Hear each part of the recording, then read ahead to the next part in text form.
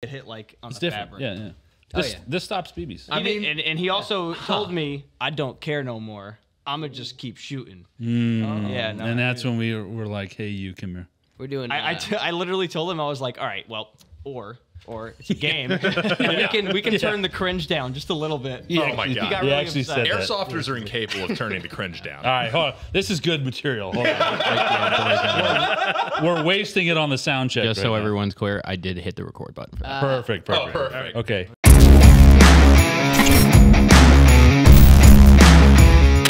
Welcome, everybody, to the very first episode of the Zulu 24 Wait. Actually, we don't have a name for this podcast still. It's the Unnamed Podcast. It's the Zulu 24 Unnamed Podcast. As always, I'm your host, Dave, Zulu's Dave, whatever you want to call me. I don't care. Also, I have to make sure we get a shout out to our sponsors. Antec Airsoft Studios, this guy. Good with guns, bad with table saws. Also, the Snack Bar. They sell snacks. Also, Zulu Outdoor. It's an outdoor store that's indoor. So it's an indoor-outdoor store. Wrap your head around that. And also, Blue Mag Airsoft. These guys are making BBs. They're trying to make BBs in the United States. Guys are worth looking into. Check them out. BlueMagAirsoft.com. So, guys, welcome. This is episode 1. We're going to go around the table and introduce everybody. Let's go this way. We'll introduce Zulu staff, and then we'll get into our guests. All right. I guess that makes me first. There you go. Edgar, it's live, baby. Yeah. Ed, if you go to Zulu, you've probably seen me. I've been reffing, I don't know, a couple years now. What was it, like 2017, 2018? Sure. Where's Alex? Alex, we started at the same time. When did we start? 2017? Whatever. It's like 5-6 years, I think. Jesus. Yeah, right? 6 years. It goes fast. Yes, it does. 6 years now. That's what Airsoft does. Yeah, I've been playing for longer than that. I actually played in high school. I'm going to say like 2005, 6, around that time. Yes, my first gun was a SEMA AK. So, yeah, I mean, it's fun. I love this hobby. It's great. All right, next up, we got Anthony from Antec Studios. I am Anthony from Antec Airsoft Studios. I'm the sponsor of this podcast. So I've actually been reffing for 6 years. I thought I'd bring that up because he brought. You might as well. You're just gonna copy me because I'm smart. I ref for Zulu, and Anthony, can you do math? Cool story. So, without further ado, let's jump into our guests here today. Guys, we have give a big round of applause. Hi. No, he pressed the wrong button. Wrong button. He pressed the wrong button. Hey! You got a bunch of them in there. I was going to say, you know, whatever button just is the most anticlimactic is the correct button. He nailed it. So, guys, we have Eric and Kyle from Gun Gamers Productions now. Yes. Here with us in the studio. Guys, welcome. Thank you. To episode number 1. You guys actually signed the flag. Gun Gamers number 1 there. We did. Not because Gun Gamers is number 1, because this is episode number 1. There you go. Episode number 1, season 1 of 100. So yes. Oh, infinite seasons. You just gotta convince the network to keep renewing. We're gonna have multiple timelines like animes and stuff. Yeah. Season I did not 0. know we were doing seasons. In this timeline, they're episode 1, season 1. So, guys, welcome. Like I said, thanks for the invite. how was your trip in? Everything good? Oh, the trip in was as good as it could be. Yeah. Long drive, but it was good to do it, the night before as opposed to the day of. Oh, yeah, getting up at 3 a.m. No, this was better. Definitely way better way to do it. Oh, this dude's from Buffalo, actually, so he has an even longer drive than I do. Yes. So that was going to be my next question is like, where are you guys out of? Obviously, you're from Buffalo, Kyle. Yep. Yeah, he's from Buffalo. I'm from Rochester, so right outside Rochester. So Buffalo. I mean, He's 1 hour less travel than me. Yeah. Okay. Rochester, Buffalo invented the chicken wing. Rochester perfected it. Oh. Shots. I'll give you garbage plates. That's what I will give you. I will not give you the wings. Shots fired. Shots fired. So, guys, anyway, welcome. I'm just going to write down the list and make some talking points because this is episode 1, so we got to script everything, and this is how it goes. So, hell yeah. Each of you can answer in your own time. How did you guys start Airsoft? And I feel like every Airsofter has this story, this magical moment where it was like this epiphany of when they were like, this is so much cooler than paintball. Go ahead. So Kyle started before me, so you should go first. Yeah, so I actually started back in 2004 is when I first started. And how I got into it is it was actually in a gun catalog magazine. I think it was Cheaper Than Dirt. Oh, yes. Way back when, before they were as terrible as they are. But I saw it, and they had Springer MP5s, and I was like, this is the coolest thing ever. So I got one of those, and since then, it's been a long series of poor financial decisions that have been a lot of fun. And but yeah, I never stopped. I've been continuous since right around 2004. Yeah, so the crippling debt for me as well started with Cheaper Than Dirt. Yeah. And it was a catalog. Yeah. It was a catalog that got mailed to your house randomly. Yeah. You're like, I didn't even buy anything from this, and you got this. You got it, yeah. Oh man, you're like, there's 47 pages of knives and shit that I can hang on my wall. Yeah. And yeah. Yeah. That was great. So actually, funny enough, I was introduced to Airsoft around the same time as you, but I didn't start playing until later. My brother went on eBay and got, in 2004, I was like 12 years old. He went on eBay and got some of those cheap Springers that, people were just importing and wholesaling from China. And he got like a bundle package of those, and him and some of his friends were like playing in the backyard. I'm like, this is the coolest thing ever. So then, when I was 13, I got my first gun, which was a Neon Fire G36C. Oh boy. It is as bad as you're imagining. Yes. And it was all downhill from there because I was like, man, this is like, I was into shooters, I was into video games and stuff, and I was like, this is like video games in real life. This is sick. And it was actually, like, funny enough, like a really good transition for like just being a more outdoorsy person in general. It was sweet. Nice. All right. So look, you guys, let's go into the origin of gun gamers real quick, man. Let's figure out where this started, and you guys have a YouTube page, and you got a podcast, and now you're into producing. So describe to us and the listeners, how that process started. Like, how did you get big on YouTube? Because you have more subscribers than we do on YouTube. I mean, we're tiny fish in the grand scheme of the YouTube game, but what I'm actually like always kind of touched by is like we have a lot of really long time subscribers who are guys that like we see at games and stuff. So that's really cool. That to me is the cool part. But it started actually with Kyle and I and another friend of ours named Ian, not this Ian who's like here with us, but another Ian, the better Ian.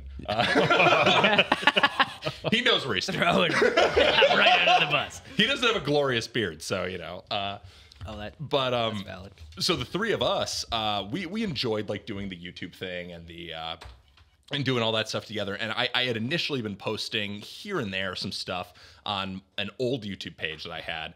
And then I kind of thought about it. I'm like, okay, well, now I kind of want to do like more of a project that we can all collaborate on that like is a team effort. And it started with the three of us. Yep. And, then obviously we were doing articles. We were doing a blog at the time. Nobody reads though. So the video content just took over eventually. And what really became interesting was when it started snowballing. Yeah. Because we started in July of 2015. So it's going to be 8 years of Gun Gamers this July, which is crazy. Good for you. But we went to a game, and a couple of people who were from Rochester at that game, this was Red Storm East at the Scranton Lace Factory back in 2015, if anyone remembers that. I was there. Yeah. Oh, well, there you go. You do remember Oh, that. nice. I bought my mouth guard at that game. Guess what mouth guard I still have? Nice. It's History. disgusting. I Still uses it. It is like So I still have no meniscus in my left knee from that Yeah. game. Oh, nice. So you're a veteran. An airsoft veteran, I guess. It counts. It counts. Just talk to the VA. You'll be fine. Bad knees, bad back. Does Here you Milsom go. West have a VA that I can talk to? It's the BA, the BBA. I guess. Ooh, there we go. Ooh, there it is. Yeah. You got to show them their BB-214. You just got these ready. You got Does. He's ready. Catching me off guard. Oh man. I can't take credit for that. I think I heard Periano say that one time. Oh, dude. Oh, yeah. Yeah, No, he would have been yeah. better. Yeah. I hear it. I hear it. Oh, God. I need to play with Periano more. But He's ours. Leave him alone. but yeah, so we went to that game, and some other dudes from Rochester were there. And like we were just kind of talking with them, after the game, and one of them was like, "Oh, well, I've been doing like writing on this thing, so do you mind if I hop it?" And literally, it just started from that point on. Where like now we've got like that was Garrett, who is going to be one of the commanders at attrition now, and we've got like this whole group that's just snowballed as this amorphous mass of a blend of airsoft team and media project that has never really been fully separate. Sure. Yeah, So, it's pretty much always been together since day one. That's just how it is. And then we found people locally who we got along with, and we blended together, and we all had like, hey, I want to talk about this. Hey, I want to talk about that. And we just did all kinds of different projects. So more from my own curiosity, like when was that pivotal point? Because I mean, you guys legitimately have like 40,000 subscribers. Or something? 30,000. Oh, only 30. Yeah. Okay. Yeah. I mean, Zulu just passed 1,000. I was actually going to put the first 1,000 of the hardest. I was going to put the YouTube button on the wall, which is going to be a piece of cardboard. That right? So what was that pivotal thing that like pushed you out there? I mean, there had to have been one pivotal thing in terms of video, or like one video that went viral or whatever. I would say the video that a lot of people probably know us from at this point is going to be the M4 mid-cap test that I did in 2017. Okay. That one is like one of the because I mean literally it's our most viewed video. There you go. Yeah. So that video is definitely the one that like really put us on the map as like, oh, hey, these guys like do good work.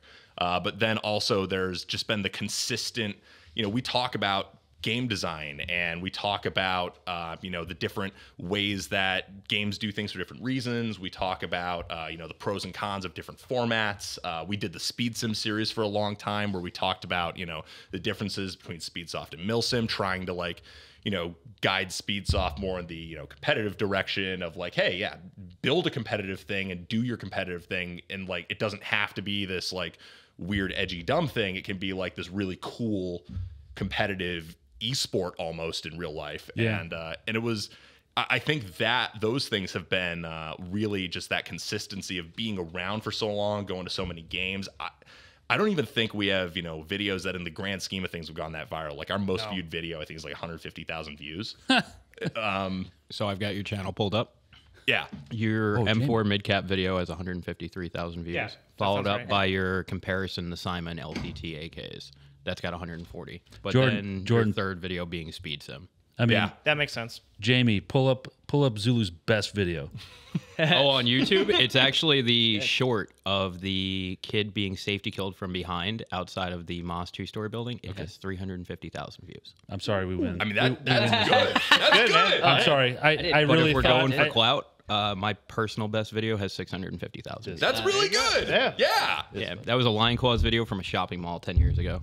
Oh, yeah. Oh, the old line. Oh, those were some crazy. Also- viral Yeah, we videos. went to that shopping mall game in Milwaukee. Yeah. Just the 25-minute raw GoPro video, 600,000 views. That's awesome. Yeah, it was cool. Also, I thought the difference between Milsimmers and Speedballers, or what's it called? Speedsoft, Speedsoft. whatever. Sorry. Pokemans. Oh, Sorry. boy. I'm not going Sorry. to correct anyone's terminology. Was dick size, I think. I mean, We're past 5 minutes? To be Wow, clear, yeah, boys, we are- we we're are past 15 5 minutes minutes. in. We You did. are good to Past go. 15 minutes in, baby.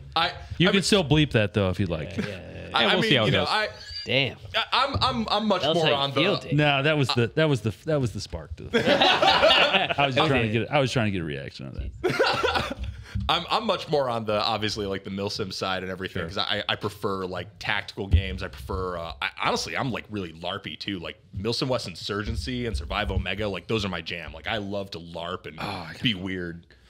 But that I would say that like a breakdown of our different videos that are the top 3 most viewed, I think goes to show our appeal is we make our bones and like people subscribe to us because we do some more intensive technical and breakdown discussions that a lot of people it's weird and it's not like the highest production quality. I'll be the first person to say that, but you're not going to get the information condensed anywhere else like we do it. And I like being that niche, even if it's not the most like commercially successful.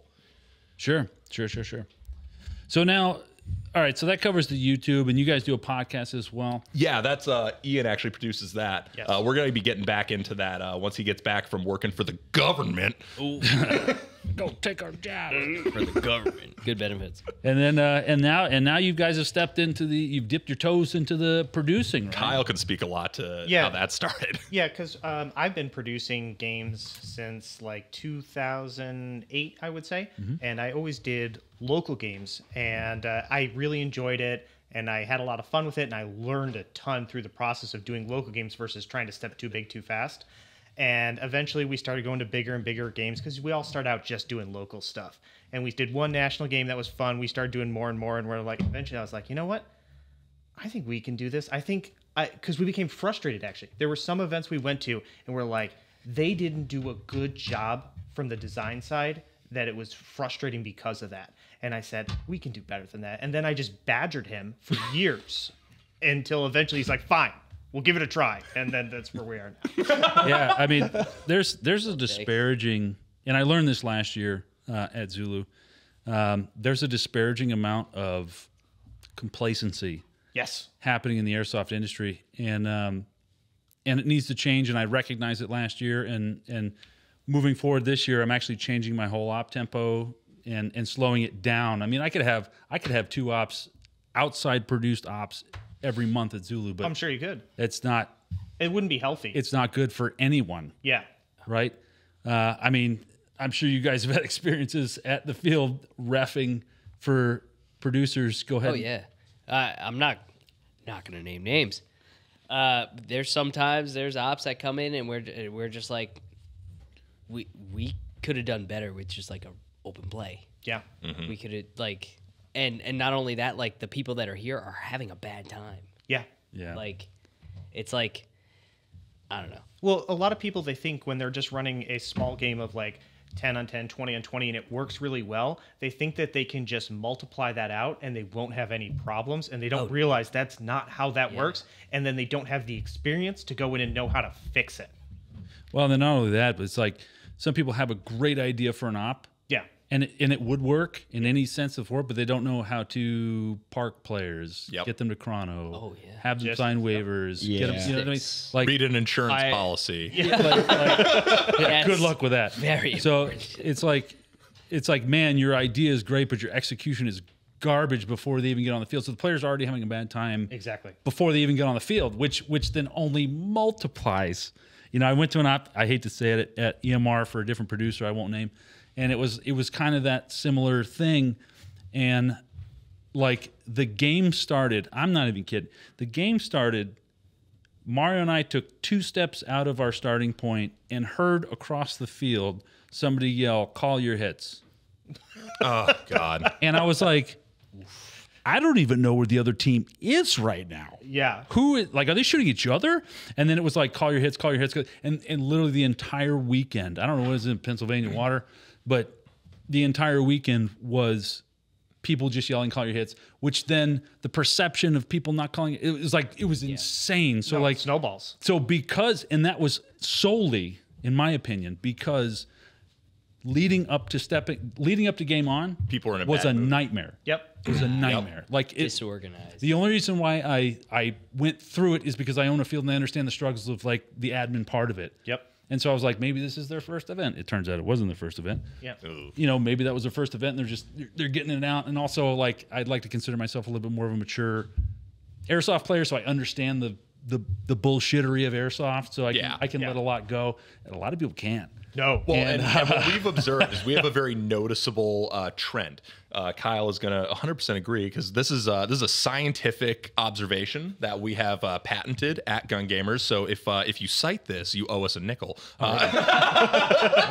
But generally speaking, players always get more mad the more hot and the more angry they get. yeah. So what we generally notice is the salt levels just going up as the day goes on. We call them electrolytes now.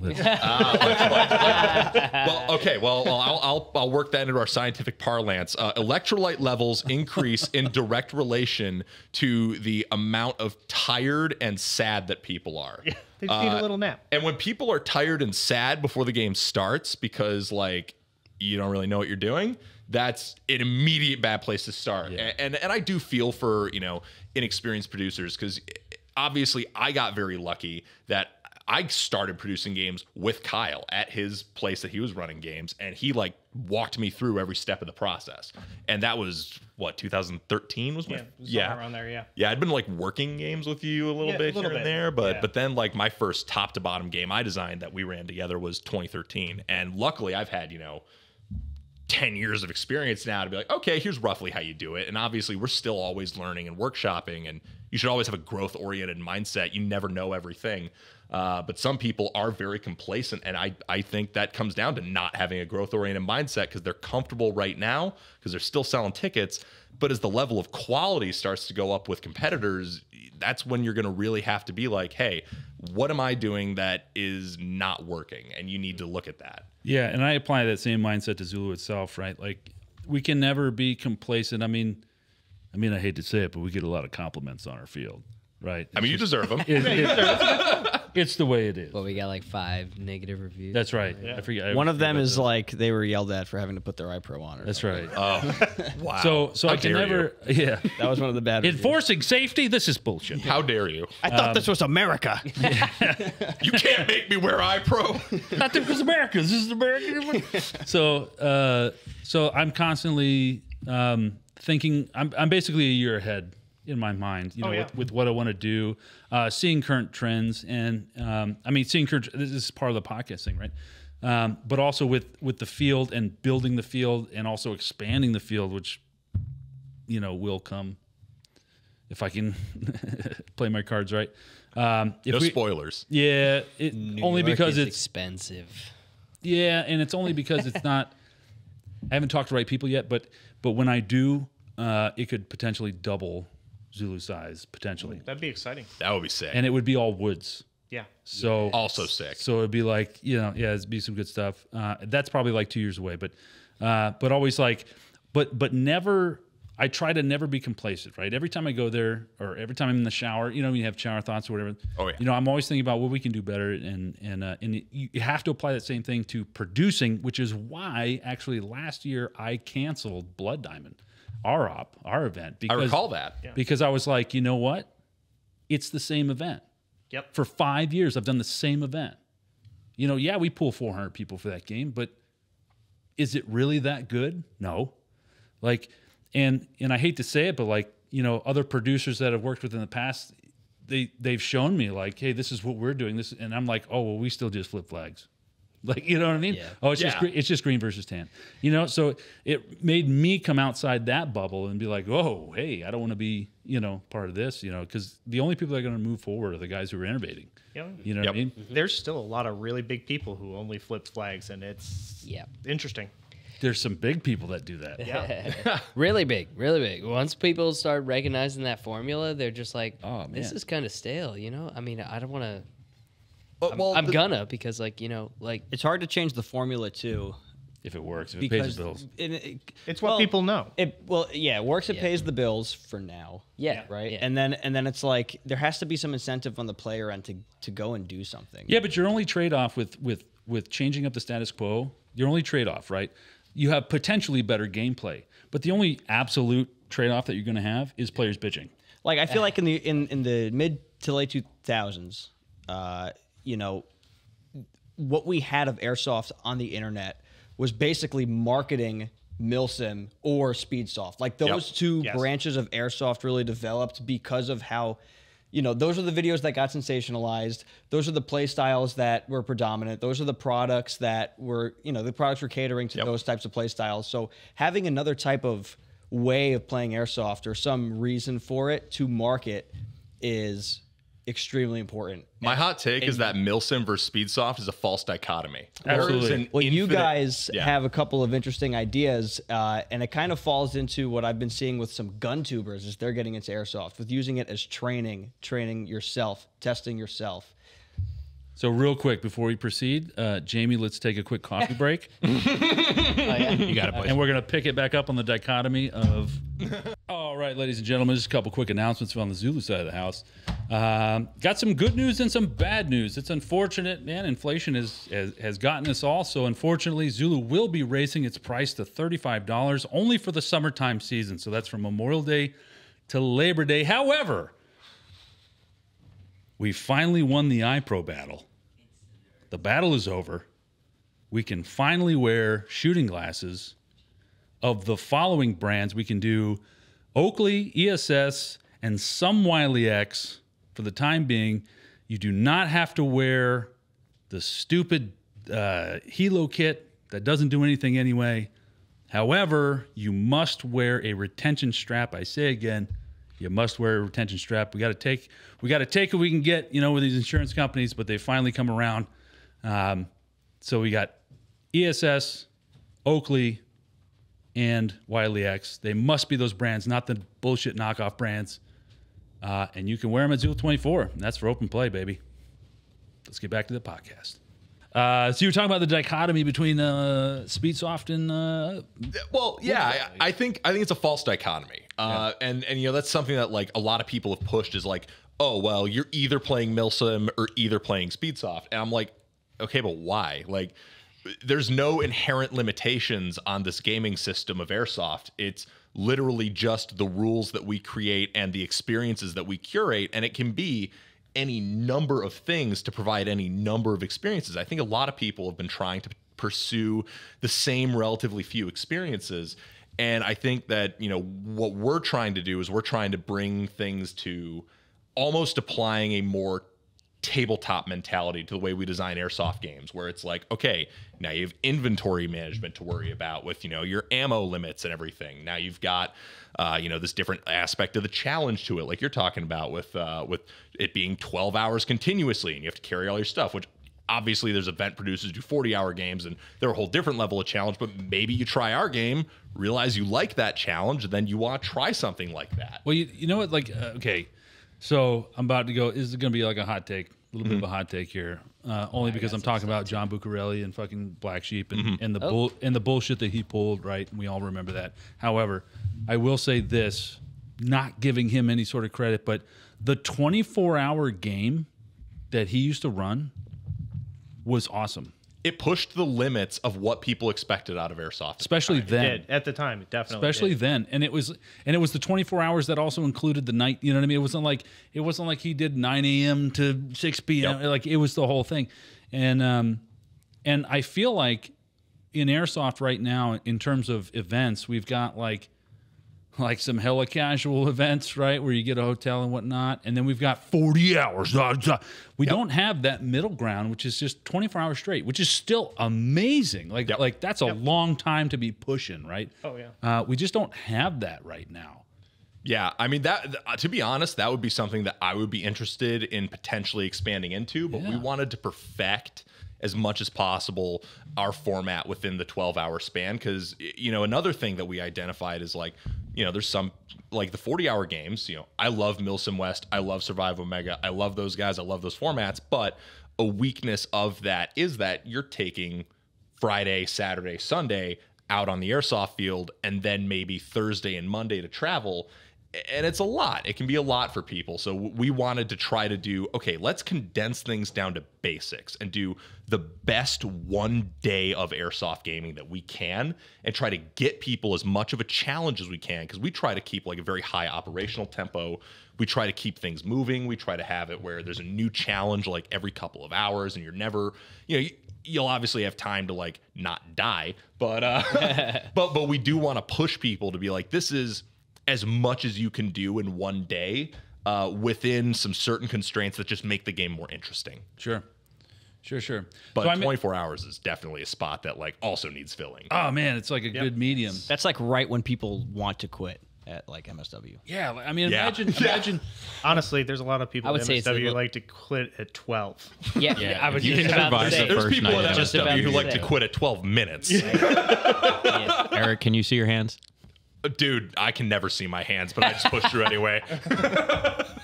But look, if you make it through the first night of Milsim West, you've made it through the game. After that, it's an easy shot. Yeah. Literally, yes. That is the biggest hump. It's always the biggest hump. I mean, we've done this stuff. All of us have done. probably not you, but all of us have done this stuff multiple times in many different settings. I've done it once. Yeah, you've done it once.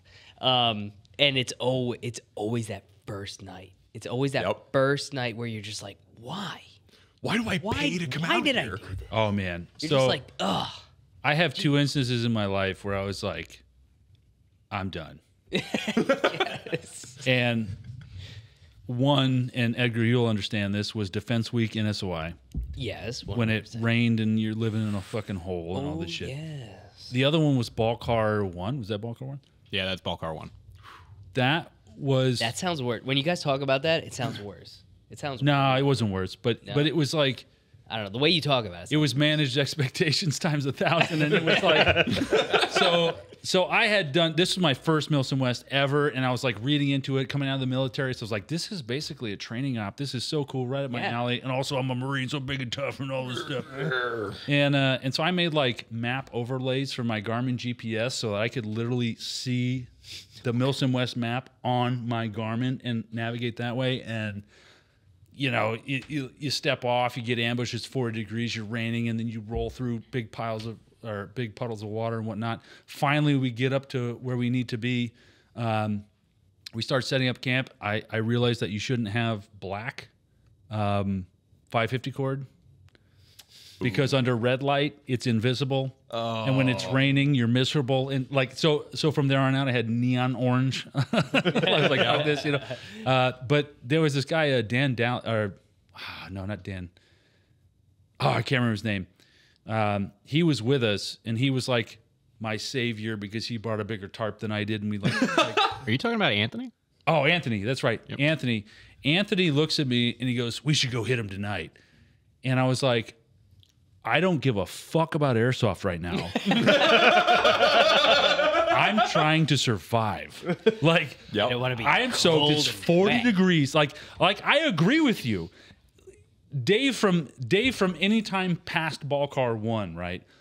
I would have been like, yes, because you could have made the entire team quit right then and there. I don't know if the staff would have let us go out because it was so dark. I mean, we all had night vision, but it was so dark and night vision didn't matter. But if we would have hit them that night, the morale the game would have been over. Yep. Like over. But between those 2 times, that's the only 2 times in my life where I was just like, yeah, I'm done. I didn't physically leave because I can't do that. For context, though, with Ball Car 1, it was raining so badly we were taking our nods off. You couldn't see. Yeah. It was so dark with the rain that we realized when we woke up in the morning we were pulling security in the wrong direction. Yeah. Oh, Jesus. That's right. It was. It didn't matter. It Yeah, didn't no, make it because did not nobody matter. was going. You in. were not moving that It night. didn't Nobody fucking was matter. doing it. Man, Nobody was attacking anybody that night. Yeah. Ball Car 1 is one of the games I did miss, unfortunately, but Ball Car 2 was sweet. And I did go to Arctic Saratov. That was a fun time. We did that too. We call that Saratov, Siberia. Yeah. Oh, man. Arctic Saratov was for real ones. Yo. Yeah. That was another one that was just like, I'm just trying to survive. Like, we actually, I'll never forget this. So, I missed that. oh, man. Yeah, I remember you guys talking about that. Dude, so we were like sleeping in the house. Well, actually, we fought because we're not sleeping outside. So we fought to take over the little town. And then we got inside the house, and I laid down, and there was like a breeze somehow coming through this house, hitting me in the face all night. So it's freezing. And then I was like, I'll just get up and wait for the sun to rise, because when the sun rises, you can feel the sun hit you in the face, you know? Yep. No, that didn't work. Motherfucker. That sun rose, and I stared at it as if the sun rays It's gonna heat you. as if the sun rays were doing 30 miles an hour from the sun. So it's gonna take a minute, right? Like oh, the sun's up here, but it's coming, you know. And it never did, and it was so- the most demoralizing thing I've ever experienced. I was just like, So here's can't the feel funny sun. thing. I slept outside for all of Arctic Saratov. I never slept in a building because I was a militia. It didn't matter. And I honestly think the people who slept outside had a better time, because I think the buildings with like the metal and everything, I honestly think they conducted the cold. Oh, yeah. Whereas we would sleep outside in big cuddle puddles, and that was honestly better. So about, I think it was halfway through Saturday, right? We got this smart idea. No, I got the smart idea. So I went into the Connex boxes, and solar heat gain, right? There's windows there, and so the Connex boxes felt a little bit slightly warmer, and it was like sweet, man. So I went in there, and all these guys will attest. Like when they went in there, it was warmer, and we all bedded down for the night. Well, that was a mistake. What does metal do at night? Yeah, yeah. It became a refrigerator. It became a freezer, an industrial freezer. I mean, that game got down to what, like 18 degrees Fahrenheit? It never got above like 22 or something. It was ridiculous. It was great. That was a great game. Actually, the last day was fun though. Yeah, dude, that whole game to me was like honestly peak Milsim West. I love that game. Right. Guns, my gun like snapped in half for that game. It's fucking great. A game like Milsim West, it took me so long to just play my first one because of all the shit I had to buy just to be able to play Milsim it. West requires more kit than anywhere else by a huge margin. I never owned a ruck. I had to get a bunch of outdoor stuff, even merino wool socks. I didn't even have the right socks. It's okay if we call them backpacks. Yeah. Well, I have backpacks. Let's be real. I have backpacks. I didn't have like a ruck. Your ruck for that last one was a day pack. Yeah. It was a filthy Well, because game. then you get too comfy and you're like, oh, well, now I know everything I need and everything I don't. And then you've got like me, I just had like my day bag from Hill People gear that just had all my sleep gear in it. I'm like, that's perfect. And then You can night make that vision, I was fortunate enough to borrow night vision from a friend, but I had to buy a whole helmet setup, which I never had a need for to play Airsoft prior to that. So just getting over that hump, just to have that experience of being miserable. Yeah. It is. It's a test of how much misery you can go through, right? Milsim West is like trauma, except it's like Stockholm syndrome. Because the first one you go to, you're like, this is terrible, and then like 3 days later, you're like, that was awesome. Yeah, 100%. That is every 40-hour game I've ever been to, right? Like I always joke. Oh, should I say this? I always joke that I'm a John Liu player through and through. Play a little bit, go home at night, go to a hotel with running water, shower, and all this stuff. I mean, my pride doesn't let me do that, but that's in my head. I'm like, this would be great. And it's like every 40-hour game, Grimnir or Milsim West. I still need to get to a Grimnir. Yeah, they do good stuff. No, and I like those guys. It's just always been like it's on our list. A problem of scheduling. Yeah. So, I got something to tell you later on. So, like 3/4 of the way through the game, I'm always the same. I'm always like, I'm almost 40 years old. I did this stuff for real. Why am I doing it? Because you're sleep deprived. Your knees hurt. My knees hurt.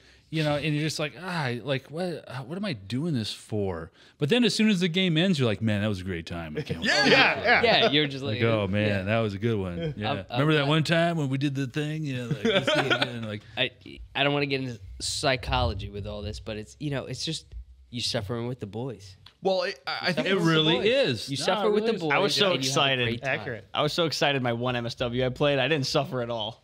Everybody's complaining walking up the hill. I'm just like, I was like, we're gonna get him. We're gonna get him. I Anthony, can you're complain in about shape. you for hours, Anthony. I can complain about you for hours. Well, my thing with like games like that is, and this is like what we try to step into with Gun Gamers Productions, right? Is like, that's when it makes games more challenging than your typical open play or typical like 2-day milsim with breaks. It's where you get into, okay, now I actually have to know, what do I need to be outside for this amount of time? How best can I carry it? How best can I manage myself? How best can I get myself into a condition, get my kit into a spot where I'm happy with it? And I think challenging yourself in that way, in like what is essentially a live action gaming environment. It's LARPing. Let's be honest. Oh yeah, 100%. But you challenge yourself in those ways by playing those roles, and then it teaches you something that then gets you into whole different avenues of experience that you can open up to. It's awesome. I think it's really unique, the gift we've been given with Airsoft and games like Milsim West that teach you how you can manage yourself and teach you how you can build up to be a better outdoorsman, honestly. Yes. Yeah. Well, and also too, if you really think about it, and man, I'm about to make a huge generalization here, and it's going to get me in a lot of trouble. Oh, go on. The average airsofter, like, I'm just gonna say it. It's like the toughest shit they've ever fucking done, right? Yep. Oh yeah, Like, absolutely. But you compare it to like a through hiking or mountaineering or backpacking trip, and it's nothing. It's nothing. Yeah. I mean, it's like nothing. So in a way, like that type of experience actually like gains you some sort of like street cred, in the airsoft community and whatnot. And I hear people throw that stuff around all the time. But also, let's divert from your competitors here. so actually, fun fact: Milsim West, I would not consider them a competitor. Because you're better than them? Is that what you're just saying right here live on the first episode of the Zulu 24 podcast? Because more than anybody else in the industry, Josh has been a supporter. Oh yeah. Like 100%. he is actually been an incredible supporter, like not just of like Gun Gamers and Gun Gamers Productions, but also like a really good friend to us in general. Yes, so Matt, shout out to Josh. You know what you did. So you're gonna stab him in the back and be the better producers, what you just said to me. That's weird. Listen, I didn't expect that. No when one you guys out came in Milsims Milsim West. Oh, so man. we're gonna do It's our in the thing. name. Every single aspect. All right, so I want to jump back to this topic because I suffer from the opposite of this, but I thought I once saw something with you talking about your weight loss journey and then incorporating airsoft into that. Yeah. So, fun fact for podcast listeners who maybe don't know, I used to be like 350 pounds. You're 7 foot tall. If you were 300 pounds, you would be a fucking giant. I'm 6'3", not 7 foot. But yeah, I used to weigh like 350 pounds. I was like lifting, but I didn't really like take care of myself that well. So I was really like just hefty, fat, like typical like gamer dude, right? Like I lived in my parents' basement. It was really all the stereotypes. Oh shit! You wear diapers? No diapers, luckily. Damn. Diapers are expensive. That would have been a way better comeback story if you were in diapers. Dude, right? That would have been the bottom. I'm trying to bring diapers back. That would have been a climb. Well, if you wait long enough, we'll all be in diapers again eventually. You're right. And then we'll do a podcast. Oh, this would be great. The Piss Our Diaper podcast. Yeah. Just from saying. the retirement home. If you're in a diaper on Firewatch, you're a better Firewatch, right? You don't have to go take a piss. Nice. This Anyway, man's using his whole brain. yeah, that's it. 90% right there. But yeah, so I was like very out of shape, and I was still playing airsoft, but then, God, I want to put a year to it. I want to say like 2013 was 2014 probably. Probably actually, 2014, where I lost all the weight. But I was kind of like I was doing the airsoft thing. I was doing I was lifting and whatnot. But then I had like a life insurance physical. And the life insurance physical was like, oh, actually, like all of your biometrics are really, really good, like borderline athletic tier range. I'm like, so what do I do? Like, why am I fat? So, Wow. So I started. So I started actually like calorie counting and exercising more. And honestly, like a big part of the motivation for that was airsoft, because then obviously as I lost weight, I could buy more gear and I could look sexier and I could do more stuff. Well, 98% of airsoft is looking good, but It's a fashion exactly. yeah. I mean, yeah, it's a fashion show, 100%. Actually, I've actually seen an airsoft fashion show, and it made me want to shoot myself in the leg. I can imagine. Was that the one in Canada a million years ago? Ooh, it was a million years ago. Yeah. So it probably was. Was it the one that Chris Costa did in Japan?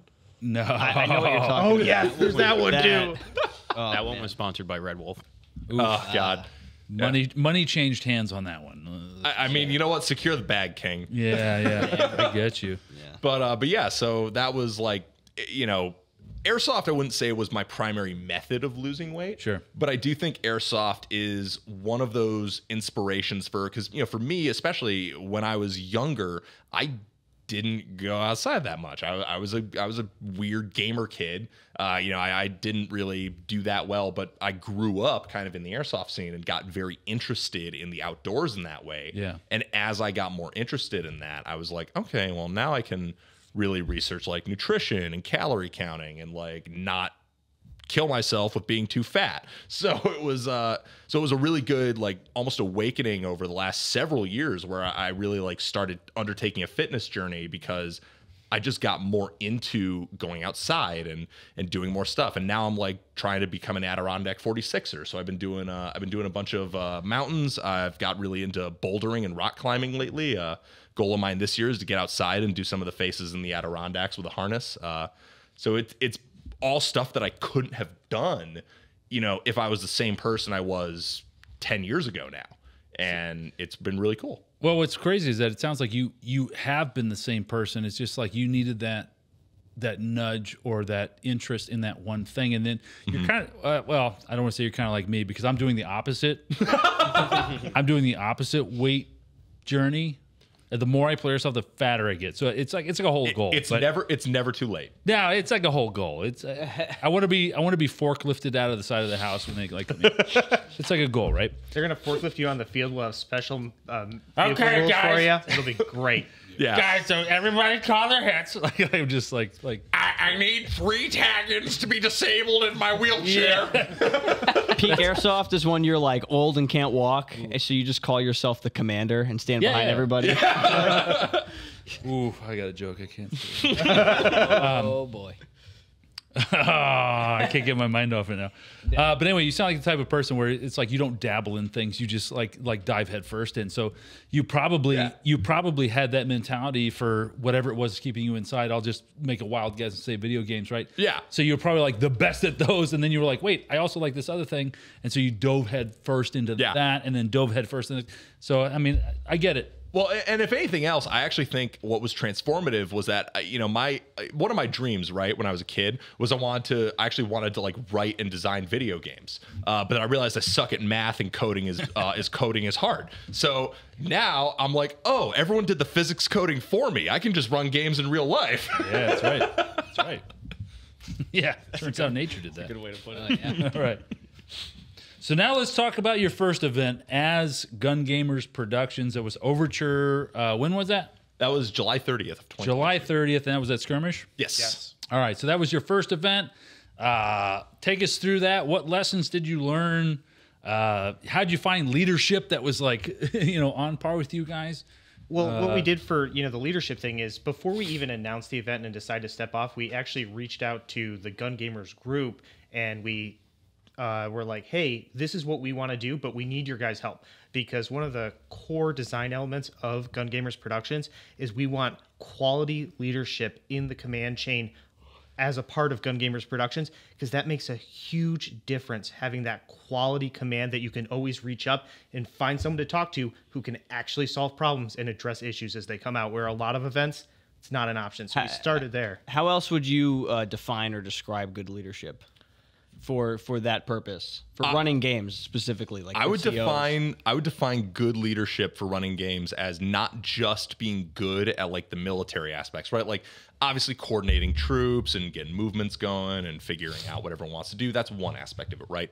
But another aspect of it, especially with our games, is being used to resource management, knowing how your guys are doing on water, knowing who needs, hey, this guy might be a heat casualty. We need to deal with that. Also being willing to, in some ways, set aside their own desire to play competitively, like as an individual, and step back and evaluate the needs of their group and try to make the best possible experience for what at the end of the day are paying customers. Yes. So it's also heavily a customer service position. Yes, you have to be good at customer service to do it, because it's not just one of the last things is about winning objectives on the command side. It's about making sure the players are having the best time possible. Sure. And I used to tell, these guys when they would help me out with events or whatever, I'm just like, put your weapon away, put it on safe, take the mag out, because your weapon is your team. You know what I mean? Utilize your team. Let them have the experience, because that's the whole point. That's the whole point. Yep. And that was like one of the big things with Gun Gamers Productions that we really shoot for, is we want leadership that is not only going to, push your team so that they can do cool stuff, but also like have you have that really positive experience of working within a chain of command. Because when you try to step into like all these other different games that people are doing that, of varying levels of quality, some are really good, some are whatever, but we want you to be used to, hey, this is how a chain of command works. This is how a squad composition can be put together. This is like all this different stuff. And also it's about finding people who are willing to, before game day, put the time in and build a roster and make sure that people know, hey, what weapons are going where, and enforce our limits on that. And they also need to be knowledgeable enough about airsoft and airsoft rules to, hey, my guy had a gun go down. Maybe your staff commander is the guy who can help you with that. Or hey, this guy, maybe people think he's shooting hot. Well, that commander has a chrono in his backpack and knows how to use it. So Yeah. it's a whole set of skills. Yeah. Logistics, demographic, experience. I feel like with any game, logistics is like, Oh, it's huge. oh man. So what lessons did you guys learn from Overture? Right? Correct me if I'm wrong, but that was like your first event, right? That was our like, first as Gun Gamers. As, that was yeah, like your as, first- as yeah. true gun Yeah. gamers. Yeah. As like Gun Gamers Productions is our first game, and on that scale, I mean, maybe you ran something bigger at Hunter's Creek back in the day, but that was the biggest. I would say probably that's the biggest. I had done just over 100 before, but not nearly as big as Overture. Yeah. So how many players did you guys get for Overture? So we had 188 registered players, and then we had like 12 staff, Yeah. or something like that. That You were were also over, playing. you were over 200 people. at Yes. that point. Yeah. And that was, obviously an incredible first outing, which we're very happy with. And thank you everyone who came. But one of the biggest lessons learned, I think, from Overture was it was just about being able to delegate to actually more people, because we did a lot ourselves. Like I logged like over 40,000 steps that weekend. And honestly, it became a lot of us trying to do a lot of different things. Yeah. So we've actually added like more people in different roles that we're going to be leaning on and using more. And we're also trying to make it where the PLs don't run chrono, because that was a big. We were unhappy with how long the chrono line was at Overture. So actually, like one of my follow-on questions was going to be Logistics. specifically, it was going to be the chrono, like Overture chrono system. Like I heard some things about it. Yeah, And, so at Overture Chrono, one of the big complaints that we had from a couple of players was that apparently a couple of chronos were set to the wrong BB weight, and we chrono for joules. okay. We corrected that pretty much immediately, Yeah. and re-chronoed those players. So it wasn't an issue. so it wound up not. Wait. So you're telling me that Airsoft players made a big deal about nothing? No, I'm not. That's crazy. I'm not saying they made a big. That's I'm not saying insanity. they made a big deal about nothing. I'm saying that we had a hiccup. You corrected your faults and they still like came after you? But there was Come on now. also the issue with the chrono system, I would Yeah. say, of it being too long, because we had our PLs doing chrono, and our PLs were also trying to do other admin tasks at the same time. So I think between those couple of issues, it really showed us that we needed like another like slot of people just to do chrono. Sure. Are PLs part of your staff? Yes. Yes. Oh, okay. So you had staff members doing chrono. That doesn't Yeah, sound- we have staff members doing chrono at all of our games. as you should. Yeah. Yeah. Yes. Just for open play, the chrono line is something that is hard to make fast and You efficient can't- and proper. Yes, it is. You it's know, a challenge. if you want it to be absolutely perfect, it's really hard to make it fast. No, there is no perfect. It is every player's going to stand in line for a little bit and get chronoed. Yeah. And they should be fine with that, because that means that you're doing your job.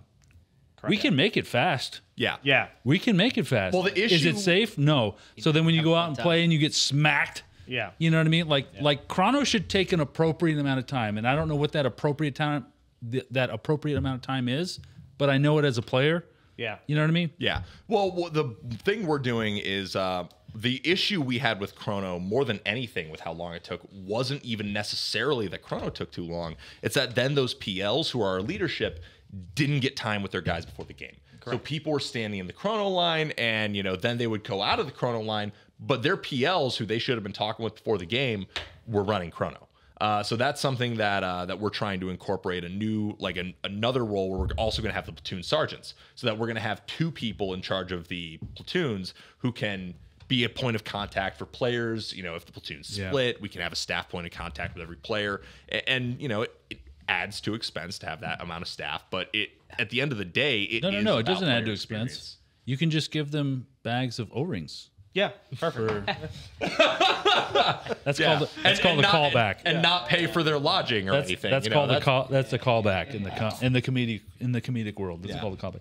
The smaller the O-ring, the more money it takes to produce it. True. Yeah. Precision's expensive. But yeah, so I would say our lesson learned is just like to summarize all of it, right? Because obviously we could sit here all day, because we had like a whole internal AAR on Overture. Yeah. But the biggest lesson I think we learned is and maybe this isn't even a lesson learned because we went in with this attitude, but your format and your rule set and the way you do things should always be under review. And you should always be looking at, hey, what worked, what didn't, what can we fix, what can we try, and take notes. So I gotta ask, you guys had a lot of like class specifications and things like that. Yep. Like, did that work well? Like, did people actually do the things that did? Yeah. Yeah. Like carrying of the grenades. Honestly, yeah. Like we had, only riflemen at grenade launchers. We did not have an obscene amount of pyro that people were carrying out of spec because, again, the point of contact for all players is a member of staff who's like handling check-in with them. So it really did work. And I think it's because people who signed up for that game, they read our rule set, they knew what our rules were, and I think they wanted to try the type of experience those rules create. And maybe that's a thing where people think, oh, that's kind of cheesy and weird that you have like the pyro limits and these different classes. And I understand if people want to just go to games that let them throw tag-ins indiscriminately because that's awesome. I feel like I it's won't lie. a little bit pay to win, right? Yeah. And that's... If you're in a dense urban combat and you got a lot of tag, any kind of pyro, grenades, all that stuff. Yeah. Well, what inspired our pyro limit is because one of the big things we found missing when setting up classes, because every major airsoft producer, you have different kinds of classes. We wanted something that made the rifleman something exciting to do. And that's what inspired to create those limits for that, because everyone else, the rifleman was the backup because you couldn't do something cooler. And we wanted to change that so the rifleman is just as cool as everyone else. And you can choose it because you want to do it, not because you're forced into that role. I could say this, Edgar, what is the rifleman in the Marine Corps? You want me to do the doctrine? The creed? Doctrine. To close with, destroy the enemy with fire and maneuver. But I was also going to counterattack. I was also going to say by fire in close combat. Yeah. All that's right. Actually, I may have not asked that question correctly. Guys, real quick though, just for the viewers' edification, because clearly Gun Gamers has a class-based system, they might not know. Can we go a little more in depth on Stand by. Rifleman is the backbone of the Marine Corps, and it should be the backbone of any airsoft game, right? Everything else is supporting that. Yeah. Except the Navy and the Air Force. Yeah, except those guys because they're just sleeping. But yeah, with the class-based system, to go over that, we have, our rifleman class, which is you can use standard airsoft guns, right? Like M4, AK, G36, all that stuff falls. What about my P90? Actually, yes. Right now, that is a rifleman class. Yak Commandos. Yeah, we'll talk about that. Let's go through the classes as they come. Austrian Yak Commandos. They use P90s. They use fucking. Technically a rifle round. Yeah. It is technically a rifle round, but we'll also talk. my 5.7. Are there P90 users that are up in arms about P90 being like? I went to a Milson West Guardian Center. Milson West Guardian Center. Kid and his father showed up. Father had a novice gun. Kid had a P90. Yep. Just for everyone in the comments, read the tax op. Yes, please. Yeah. Please. But we have the riflemen, and they're the only class that can carry grenade launchers, and they can carry 12 throwable grenades and 12 launchable grenades. And the 12 launchable grenades is whether they have a grenade launcher or not. So if you're really smart, you have a squad of riflemen. Right. You could have like 144 launchable grenades if you have 12 riflemen. You messed up, dude. You got Jinxie showing up to any of your out. We call that meta. It's about to get rough. Then we also have we have two. We have three like kind of support counter classes. We have the automatic rifleman class, and this is for RPK, Shrike, and one more of them, M27 type guns, where it's like, hey, these are full auto guns, but they're not typically something that's like predominantly box mag fed. And those are like, hey, you can go full auto, no box mag, 6 grenades. Can I say some things about this? Sure. The automatic rifleman is a failed experiment with modern armies. Yes. Maybe. It really is. The magazine-fed, quote-unquote, support weapon is, and I'm not saying this for you. I'm saying this I'm saying this for our listener base because we went to a system just for regular open play where everything had to be belt-fed if you want to go full auto, right? Yep. Got to have a feed tray, all that stuff. Yeah. And people were just like, but in this thing in the RPK, nobody used it as a sustained fire weapon. Nobody. Nobody. The M4 has full auto, and it's just as capable as the what was the M27? M27. It's just as capable. So the reason we actually incorporated the automatic rifleman class is specifically because of problems with airsoft machine guns. Yeah. Where a lot of people buy things like RPKs and buy things like Shrikes and buy things like M27s because they want to be a support gunner, but they don't want to deal with the weight. Yeah, the weight is bad. Or they chop them anyway. That was our problem. Right. They were buying M27s, chopping them down. Now it's just a 416. Yeah. Well, yeah. So we actually the receiver says M27. Oh, that's right. Sorry. It's correct.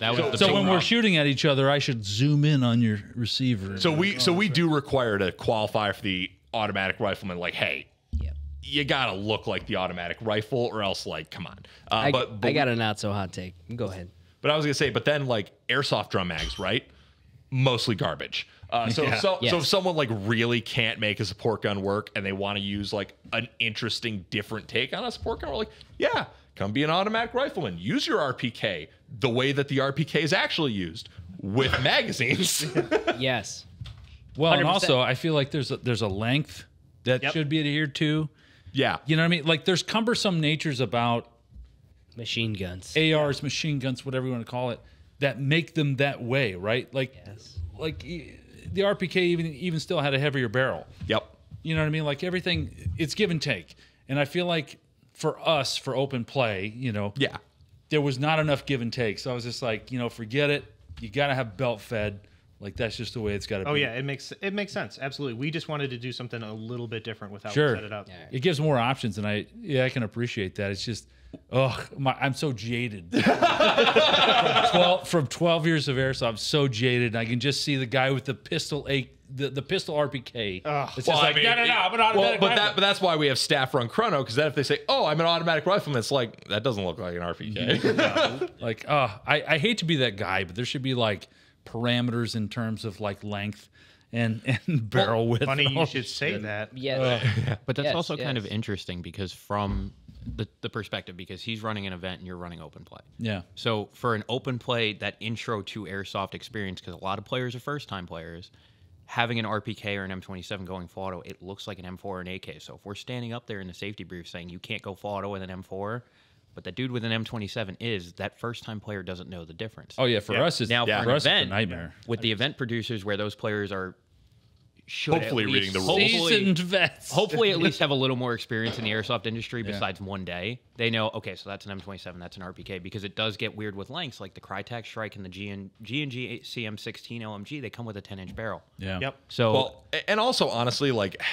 this was also because we didn't want to tell people, hey, you can't use your Shrike, because every other event promoter lets people use their Shrikes. Shrike's belt fed. It is belt fed, but it's not a real world machine gun because nobody's ever adopted it. Oh, okay. Like it exists and technically it's made, but find me one picture of someone who's in combat using it. Jamie? there is none. No, he's 100% correct. Yep. That is not an issued weapon. It is a civilian manufactured belt-fed upper for your AR-15. Logistically, for a professional military, it does not come up to the standards. It also doesn't make sense because you have no way to quick change that barrel. Yep. The G&G one they do a good job with, the but for a biggest problem. sustainable fire weapon, you could not feasibly use that in a combat scenario. Yeah. Boys, do we want to take a quick break?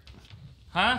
I think we can talk about you're machine good. guns It's for a fine. second. Keep going. And we can talk about machine gun. Oh, but, yeah. But yeah, but then we have our, automatic LMG rifleman. class. We went. But one of the things too is the automatic rifleman and the LMG. One of the things I feel like a lot of event producers do is they boost the velocity of all machine guns, right? Well, Yeah, Wilson West so does many that. do. Milson West does Kind that of. with MMGs. Sort of. Yeah, because your LMGs are in the same class as your Yep. riflemen, but that's okay because you don't have a med. Yeah. Yep. Because I've gone through an MSW game with an LMG clearing rooms. That's awesome. I'm Yep. glad Yeah. they do that. It's all right. And then the MMGs, they take it to 450. Yeah, so the MMGs can go up to 2.09 joules, which is I want to say it's 450 with 2.5s. I think it's 450 with 2.5s. I'll pull up Yeah. the tax up. Hold on. Yeah, it's all right. There are thing guns is- that were designed as automatic rifle.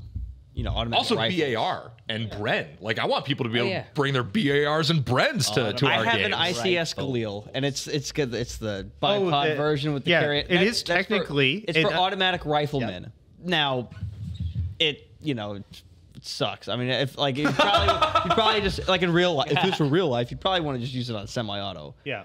But man, put a drum mag on that, and you play Insurgency Sandstorm, and then you can use that. Yeah, so MMGs at Milsim West are 425 with a 2.5. Okay, yeah. That's conversion. Okay. But yeah, so we have like the automatic rifleman and the LMG are all at standard rifleman limits. The only hard rule that we put in was no full auto indoors, because we want to give like some mercy, right? You know, people don't want to get full auto blasted indoors at like a game that to us is kind of a step in between like super hardcore and super casual. Yeah. Now, do you guys have meds with your rifleman class? No. So that means your LMG class also has no med. Correct. Yeah, outdoors. That's just no dope. full That's auto dope. indoors. Yep. Love that. Yeah. But then for our MMG is where we put in like, hey, okay, this is our boosted velocity or boosted energy class. And we actually went with the Milsim West limit because, like, I mean, consistency across. Makes so sense. people. Well, it in makes different sense because areas. it's a good system because you're actually giving them an advantage for having those 308 or 7.62 chambered replicas. and Heavy gun, heavy ammo, heavy everything. Length. It's like we also require that if you want that boosted velocity, and this is with any class for our games that has a boosted energy limit, whether it's DMR or MMG, you have to have a 16-inch barrel. So makes sense. no chopped PKMs or bullpup PKMs or chopped 240s. Here's where the question comes in. I've seen it with other event producers. Yeah. If somebody shows up with an MMG and it's chronoing at LMG limits, Then it's an LMG. That's okay. fine. Yeah. Yeah, cool. I like that. Yeah, we'll let you use your weapon as whatever class it chronos for, as long as it meets at least the minimum criteria for that class. So like, hey, if you show up with an M249 that's shooting MMG limits, well, that's no go because it's not an MMG. Yeah. But if you show up with an M240 that's shooting LMG limits, like, hey, you know, obviously, that's fine. Yeah. But then with like DMR and marksman as well, we actually have it where for semi-auto DMRs, you get. So we actually also do a difference in BB weight, right? Where your allotment of ammo is in 0.4s for DMR and marksman versus your allotment of ammo for everyone else is 2.8s. And the idea behind that is actually to try to get a little bit more of the difference in ballistic performance between those different classes. Oh, you're like intentionally nerfing all the guns by giving them light BBs, kind of. I mean, but they're like not 3.0s. Well, like just go Weapon balancing. So the reason we do 2.8s is because that is a common BB weight that the vast majority of stock guns can hop. Once you get up to like 3.0s and 3.2s, that's when it starts being ambiguous. KWAs, man. Yeah, but if you're going to KWAs. attend these events, like can we make the assumption? Please, Milsim West, can we make the assumption that everybody can fucking hop 3.0s? Like, oh God, Jebus Christos, 100%. like This is the same debate that happens at every AAR. yeah. Oh, yeah. I mean, Standardized BB weights. standardized BB weights. Like, come on, man. Like the Milsim weight is 3.0. You go above that, Threes. you're heavier. threes. Yes, Yeah, 3.0s. 3.0s. Yes, 3.0s are the new 2.5s in my mind. It really is. That's my opinion. No, it really is. Yeah. But at the same that's not time, a then you have So players that also, want I mean, you know, one of It's one a of the balancing tool for us. You go to one of for us, these it's things, also you're a doing balancing threes. tool, but you know, part of the reason we do 2.8s is because I mean, straight up, you know, the BB supplier that we use is Elite Force because they have the logistics that we have the experience with, of knowing that they'll be able to get us the amounts of ammo when and where we need them. Yep. But they make 2.8s and 3.2s, and hopping to 3.2s versus 4.0s. I don't get that. With the vast big jump. majority of guns, I'm a jump. tech. As a vast majority of guns, it's a safer bet with 2.8s than 3.2s. Exactly. Yeah. Sure, Yep. but there's that happy medium. Then there's me with my gun that can hop 3.2s. but and I'm Elite just Force- sad. I can give you a phone number of a couple guys that can give you some 3.0s. It's just about like the reality of the amount of ammo at the times we need them. We went with Elite Force because they have that track record Yeah. working with Milsim West. I mean, obviously we're always Good stuff. Are you doing issued ammo? yes. Oh, so so it's a sponsorship, like Yes.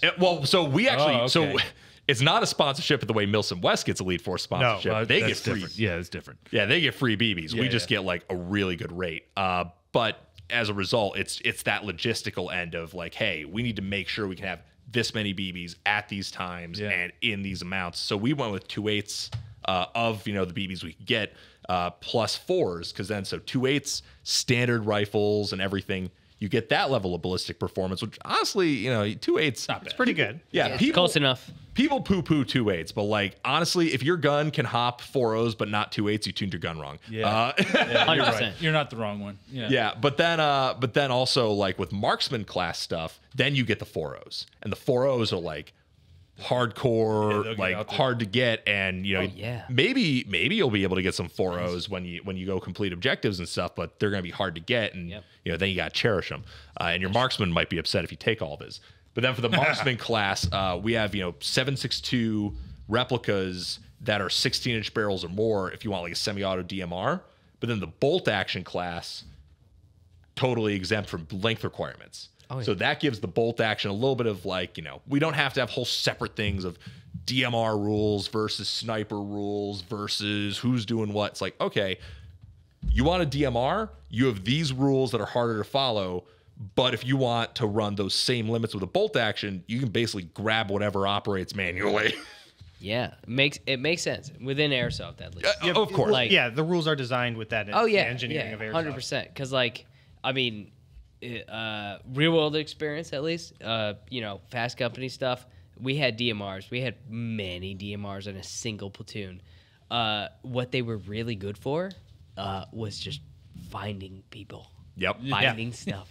Just like snipers, right? Yeah. Like snipers, 99% of the time, they relay information. They're not shooting. They're just being invisible. DMRs are the same. They get into a high position. They tell you what's going on. And if it's a situation in which like stuff needs to go down, then they're just like, okay, go ahead. Take that sensitive, like very sensitive situation and, do the thing.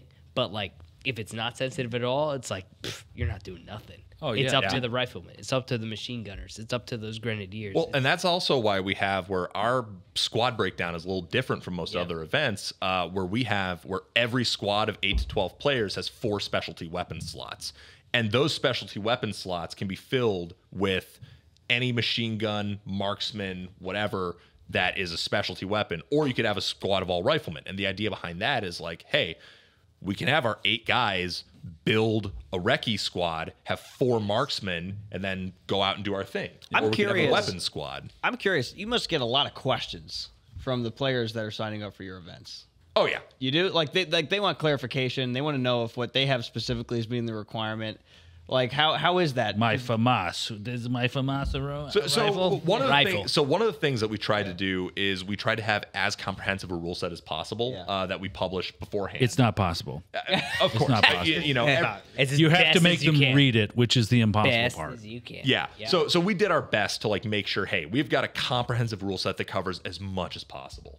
But then we also have like a very open line of communication. Like our website has the link to our email. All of our social media is up, and we try to respond to messages as best as we can.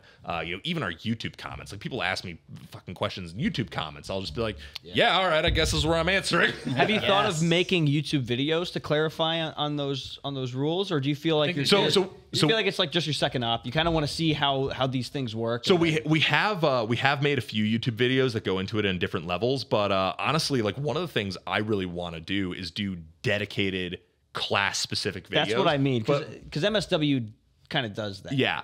I'm like a toxic perfectionist though, and I'm waiting until we have like some really good footage from our games of these classes in action that I can cut together. Because otherwise, like we filmed some, and we've got them, and they're just like us standing in front of a range, like this is this gun, and this is what it can do. I want to have. We weren't happy with it. Because the whole problem is that kids don't read. Yeah. So you need the dopamine. You need footage. Yeah. It's like there's that I call it ADHD edition. It's a method of delivery when you edit stuff. There's a reason why we're sitting here right now doing it in this format. Yep. Though honestly, as many questions as we get, I would say questions about the rules for the weapons classes really haven't been that crazy. There hasn't been a ton of them. It's because they're not reading them and they're just showing up. They showed up with what they got. Yeah. Luckily at Overture actually it was pretty good. We didn't have anybody show up with like a bullpup PK and be like, this is an MMG, right? I'm sure you have more players that show up with what they have and wait for you to tell them what they are, as opposed to like trying to die on a hill saying, well, this is this, therefore. Yeah, right. I'm sure that's what you have more of. I also think to an extent we're very lucky because to put it bluntly, because we're like a kind of small fish in the overall like airsoft YouTube world, I think a lot of the people who've even heard of us like kind of have the expectation of, oh, these guys bully people openly on their channel for not reading rule sets, so maybe I should read the rule set. Yes. I mean, that shit encourage that. That shit works in Most and West. You should be bullied for not reading the rules. Anytime. You shouldn't be bullied for things you can't control. You want to join the club. You can control reading the club. Yeah. I mean that's how we started everything. I mean that's literally how we started everything with the videos. We did monthly updates for 2 years. And the only reason why I started that was because I was like, these players aren't reading the shit that I'm posting. Yeah. Like how People can't read, man. How could I connect to these kids? You know, like that was literally. But then it gets more frustrating because from the editor's perspective, that first video we did, the monthly update. God, there would be no more multicam for Zulu produced. Oh, that was clickbaitly worded. Yeah, but it's Holy Zulu produced events. To this day, players still walk in the shop and go, "Why do you sell multicam? You can't wear it here." No, I've been running ops since fucking 2008, and multicam causes a problem. If you're wearing a green plate carrier, you look green. If you're wearing a tan plate carrier, you look tan. It's called multicam. It's literally in the name. We live in a world where we play a game not separated by a net, which means that each team needs to have uniforms. We could do red. Sorry. We could do red versus blue. I'm done. Yeah, red versus blue. Not armbands. Not armbands. No. You must wear all red or all blue. You're gonna get a red hockey jersey. Yeah. Oh, dog, I got a red Jersey Wolf Devils. polo over. I'll wear that. But yeah, there you go. You're gonna fight each other with hockey jersey. I had a guy in the wrong uniform, and I corrected him. And he went back to his car. He had a black plate carrier, and he took tan tape and wrote the word tan on his back. And I was like, my guy, like, has anybody ever tried a game with a large amount of players with no identification?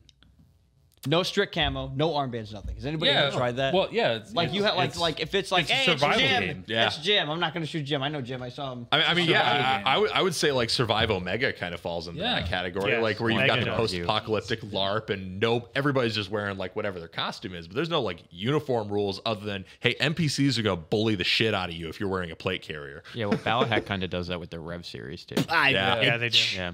Oh God. Yes, that's my reaction. Yo. So I hate to keep coming back to these guys, but Grimnir is they're just hip and cool, and I know and they're like who's the guy from Zoolander? They can coordinate all sorts of crazy shit through Discord, and to me, Discord is like when I want to play Tarkov, I'm like, hey, jump on the Discord channel. It's because they have a guy who knows how to code. How are you guys integrating Discord into your I don't know, airsoft preparation? Like I'm not a boomer, right? Because all the boomers are Vietnam vets. I'm like a Generation X, and I'm like Facebook guy, and like Discord to me is like this autistic version of communication. So how are you guys using Discord to manufacture your information? So for us, we do. God. So we used to have a public Gun Gamers Discord, and we deleted it because it was bad. It was nobody knows how it works. Well, because Discord is like, I don't know, it's all the Zoomers on there. It's kind of almost like Twitter in a weird way. It has the same problems. Yeah, but mouth vomit. We have very frequent requests to integrate Discord, so we are building a new Gun Gamers Discord, and our goal for that is really not for it to be a primary method of communicating information, but for it to be another avenue, because players, they like to get information the way they like to get information. Our primary, to be honest, is email. We try to email players as much as possible. Like, that's not instant enough. Right? It's not instant enough, but we try to use email. We also have, Facebook groups for planning, and obviously, like, everyone's got their problems with Facebook. I get it. Facebook planning groups are so concise and clear. Mm-hmm. Yes. That they should be used more often. It's a generational gap that we're like we are in the middle of, right? Like we're old enough to kind of remember both, and it's so frustrating. But people like Discord because it's a continuous rolling chat log, but then it's hard to go back and find stuff. Correct. But you know, I've used Discord enough with like my personal stuff with like gaming and whatnot that we're gonna try to use like pinned comments and threads and stuff like that. Be like, okay, all the relevant information is gonna be pinned in these channels. It's gonna be tagging people. We're gonna try to. I personally want to assign roles to like who's going to what game, so that then I can just tag, hey, this role is who's going to this game. So if you're going to this game, I can just tag you in the announcement channel about that game of the op org dropped for your faction or something. Get in contact with your leaders. And I don't want to have it too open because I do like having that veil between groups, right? When you're planning a game. I don't want people, you know, cross-posting op orgs and metagaming. Because that's what it is. It's metagaming. Yeah. And Discord gives the ability to restrict who can write in a given server. Exactly. I do like Roles. Discord's, like you have the ability to have a whole server, and then you have a bunch of channels. And then you can set different permissions for each channel.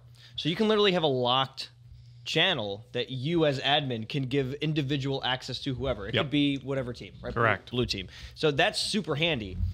It's just the Discord server's only as good as the admin of who's maintaining it. And about how much you want to manage with it too. It becomes somebody's fucking desk at their office really quick. Just clutter and crap.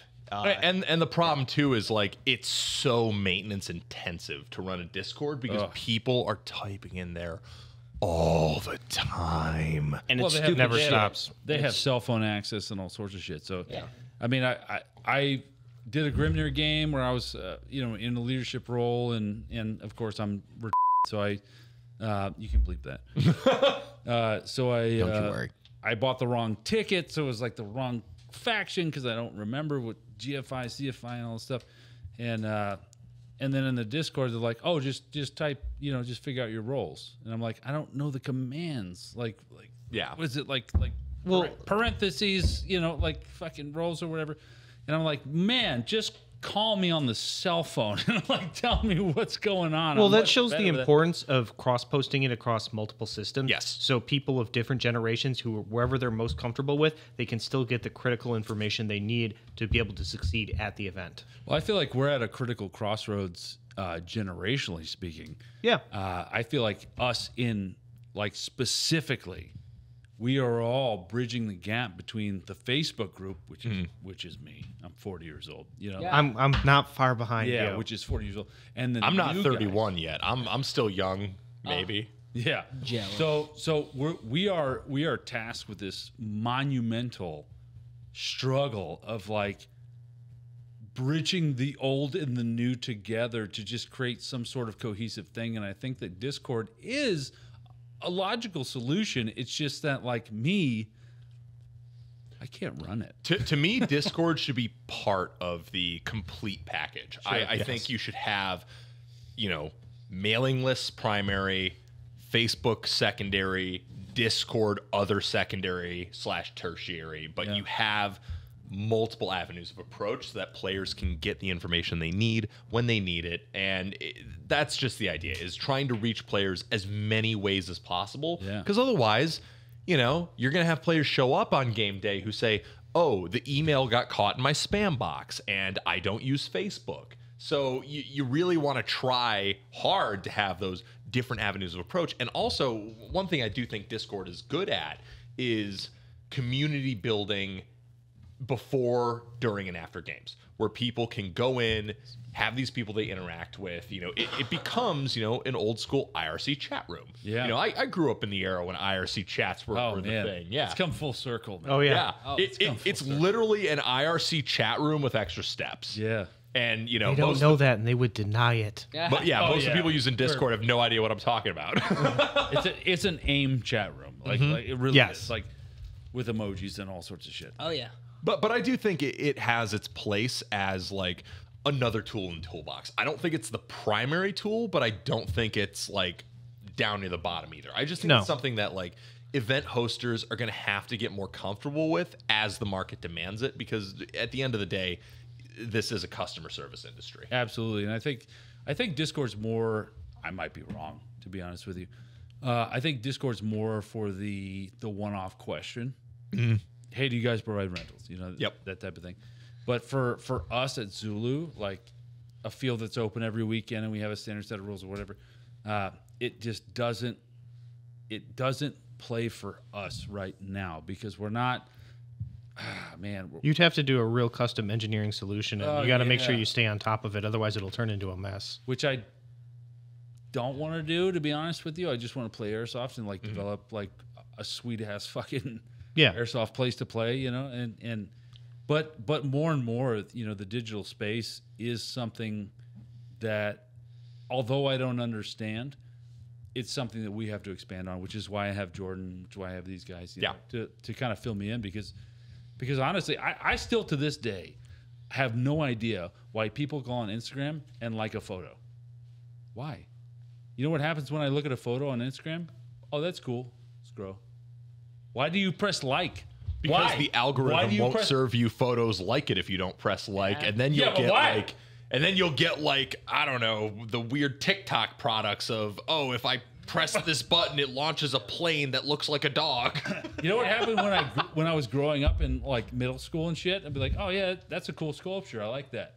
Yeah, that's it. Human interaction, like to me, it's so strange that people like photos, like physically like photos. It's so strange to me. I think it's just one of those things where that's a generational thing. Where really. Humans like to systemize interaction. I mean, if you really think about it, the game design aspect of Airsoft is that we're systemizing wargaming in real life with these different aspects. And I think part of the reason that you see so many airsofters attracted to things like Discord is because Discord is so popular with gamers, and so many airsofters are gamers, because ultimately what you're doing is you're systemizing different modes of interaction. But I would argue too that Discord is actually an inferior product when it comes to producing games, like physical, like ops. Yeah, like it's an inferior product for disseminating information and stuff like that. Like it's more difficult for disseminating information because so many people are in so many Discord servers that they usually mute notifications, or they skim them. Oh, so like I said, it's me 100%. Yeah. I do not listen to people at all. I'm in like 4 servers, and all of them, there's like a general, but like just hanging out. Yep. And then like a general, and we're just going to talk about like BB weights. And then like there's a general chat for everything. And it sucks for coordinating people. Because like if you think of what has to be done to coordinate actual men and women to work on a team in a military setting in real life, you have to kind of pay them and enlist them, and there's some incentivization to not fuck up and to do well. And beatings. Airsofters want to have fun, and you have this like instant gratification, high dopamine like platform to get them to do not instant gratifying, goals. Like what's the word? Proactive. No, you are delaying gratification. Well, but you can't do that. Delaying gratification, like planning with the team, just like not telling other people in other channels in that same server what you just talked about in this one channel that you have exclusive access to because you're on blue team, and then also not like stepping over everybody as they're talking about planning stuff to be like, look at a picture of my cat. Like, it's so hard. It's so hard to get people to that comes down to I think Discord has tools that like help with that, but Discord is difficult as a platform to keep on topic, but it is one of those things that literally I personally would not integrate it as part of a planning situation. No, I'm not even bashing it. I'm pointing out like the problems that I see with the hopes that they could be alleviated. No, Discord has its strengths, but it definitely has its weaknesses. But we're also looking at, I mean, you and I and Edgar, we're also looking at it through the lens of running games every week. Yeah. And all the questions that we get every week, which are all the same. Yeah. And it's like, you could easily answer all of your questions by going to our website. Yeah. Like, what's the minimum age? I don't know. It's posted at the very first thing on our website is the minimum age. The very second thing is the minimum age. The very third thing is the minimum age. It's like, with 5 seconds of research, you could answer all your questions. And I feel like Discord is the same thing without that filter. Well, because people just want to immediately post like every question they have and not really do the research and not read the 3 minutes before, which I think also comes down to as a player base culturally reinforcing the necessity to be educated. which you know, to be honest, down to laziness. comes with a little light bullying. Yeah, but I think that boils down to laziness. Because, like, for prime example, this week we posted for the shop, hey, we're hiring. And I posted a screenshot of our website page that says, we're hiring, we're looking for these people, these are the requirements. Right at the bottom, it says you have to be 18 years or older to apply. First question, how old do you have to be? Oh my God! At work, I just sent out an email blast to you know. I won't dox my day job, but at work, I just sent out an email blast of, hey, we're running this event. It goes to, you know, this time to this time. It's on this day. And the comments I have on the registration spreadsheet, which you fill out by doing this survey that you can only get to via a link in the email which contains the full information of time and date, I'm getting questions saying, what time does it start? What is it? It's just laziness. That's in the timeline. A little bit of light bullying will go a long way. It is. Dude, in the 15 years I've been doing airsoft, right? So 12 years, 12 years tomorrow that we've been keeping track of. The safety brief in the beginning of Zulu was like, hey, don't be a fucking asshole. Yeah. And then somebody does some dumb shit. And you're like, really? Yep. Like, I got to put that in? It's tough because... It's not tough. It shouldn't be tough. Well, it's tough for us to systemize and incentivize the level of engagement with the rules and with the systems where people can understand what they need to do. And I do think that's where I actually maintain that raising the level of challenge of games in general is going to incentivize a higher level of engagement with the rules. Because when you make games harder, people need to do more research to do well. Wow. First off, everybody's a Navy SEAL. I didn't know if you know. So I'm actually a Navy SEAL. I watched the first 3 seasons of Navy SEALs on CBS, so I'm good, right? Yeah. This is the problem. I think airsoft in general and insurance in general, I think we are way too lenient on stupid people. I think there aren't insurance would love to exclude stupidity. I say that as my day job is insurance. I think I'm not. Yeah, I'm sure you would. Like I can't believe that people show up to a sport where we shoot projectiles at each other and they're just like, it broke my skin. Like this is bad. Yeah, motherfucker. Like yeah, man. Like these.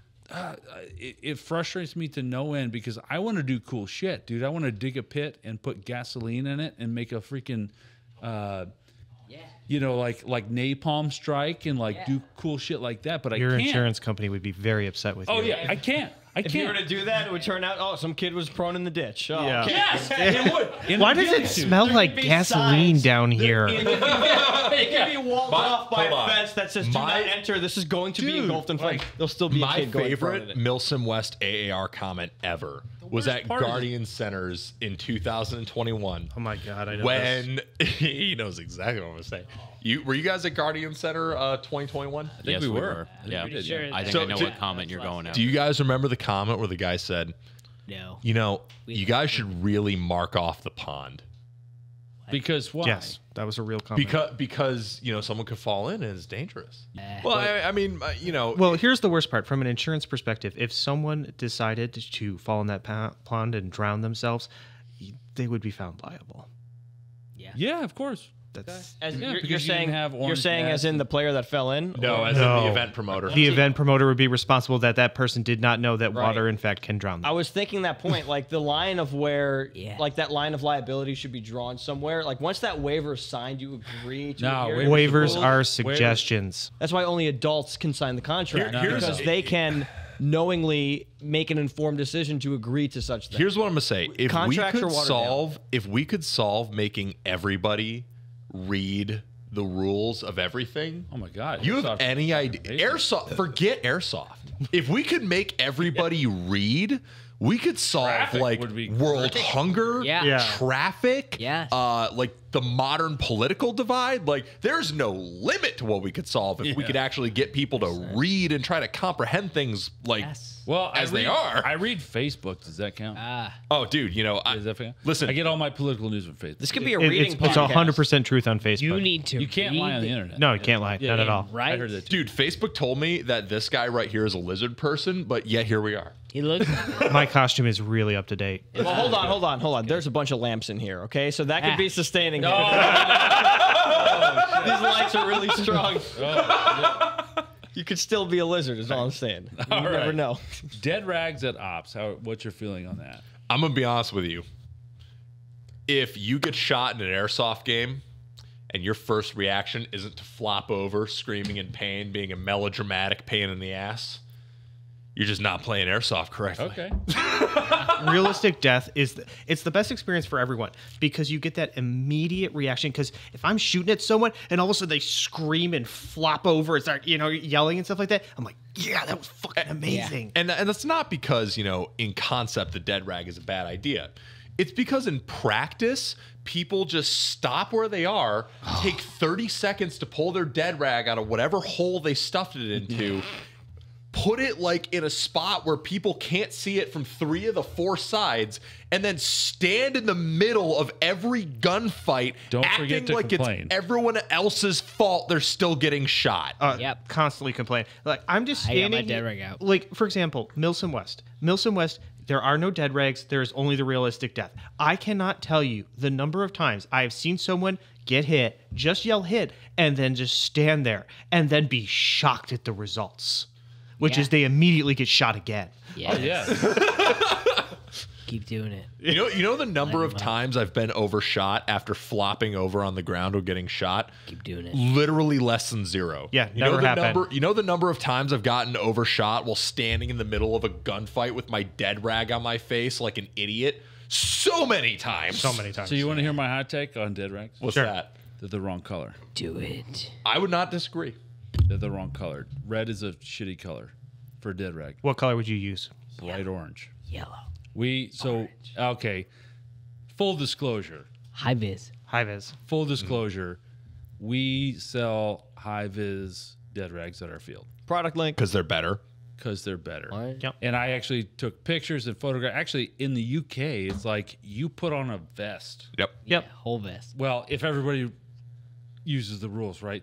Because I know Jed Zizzer Fox tried to do that too. Well, they do the like whole thing. neon yellow or orange. Yeah. Super You're happy. supposed to put the vest on. Yeah.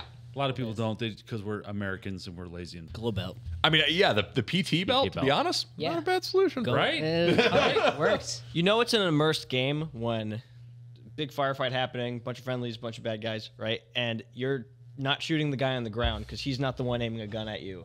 And you're really just only shooting at what's immediately a threat to you. That's immersive as fuck.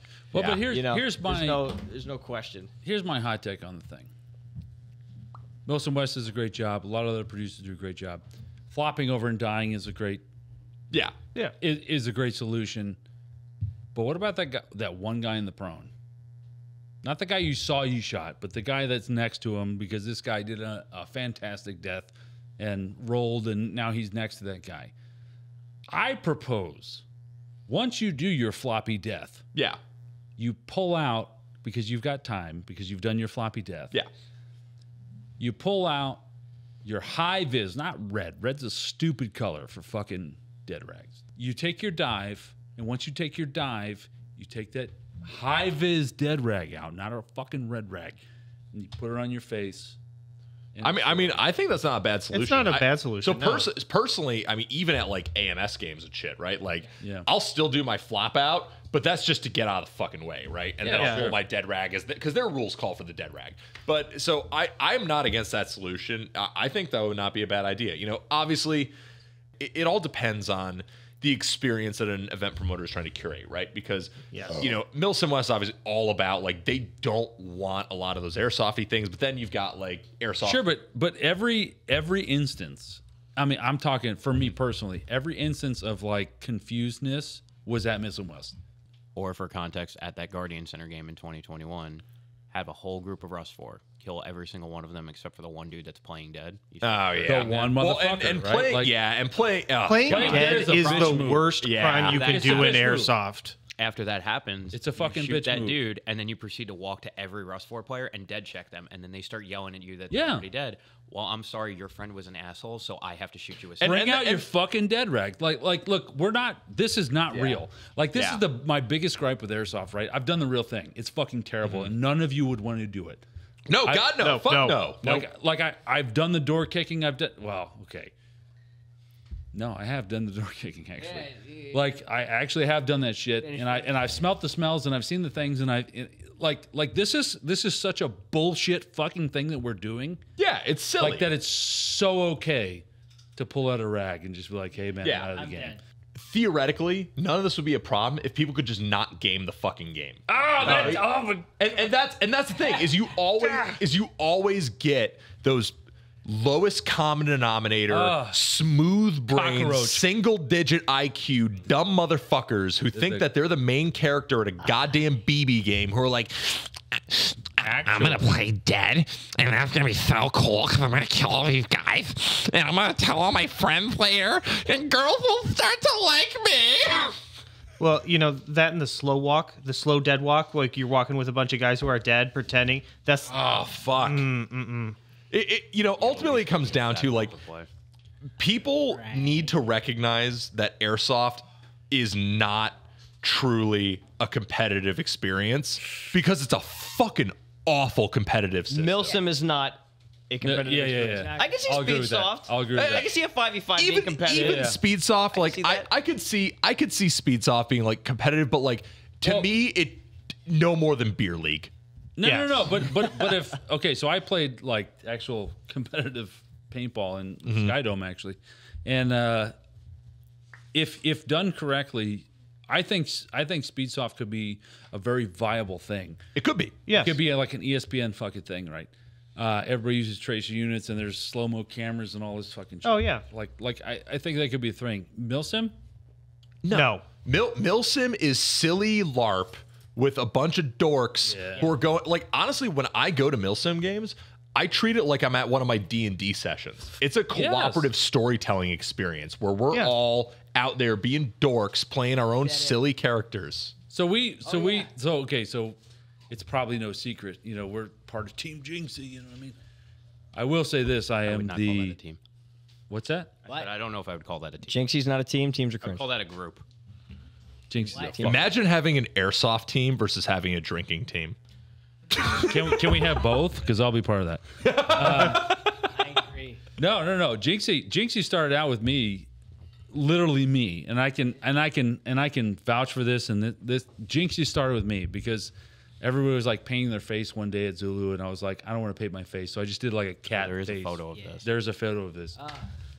So that was Jinxie's thing, but then it became a thing. Like we went to Milsom West, and it became a thing, and then we're like, fuck, we should train a little bit. Like we started training a little bit, and we got proficient, and it like grew to this fucking thing. And that's okay, but the whole point is don't take yourself too seriously. Oh, absolutely. Exactly. Yeah. You can be proficient, but don't take yourself too seriously because at the end of the day, we got cat face paint on. Yep. You know, Yes. like About playing cornhole in the woods. about paint. I always tell people, play as if you mean to win, but accept that you won't. Because sometimes you lose. It's a game. Yeah. It's okay. It's not that deep.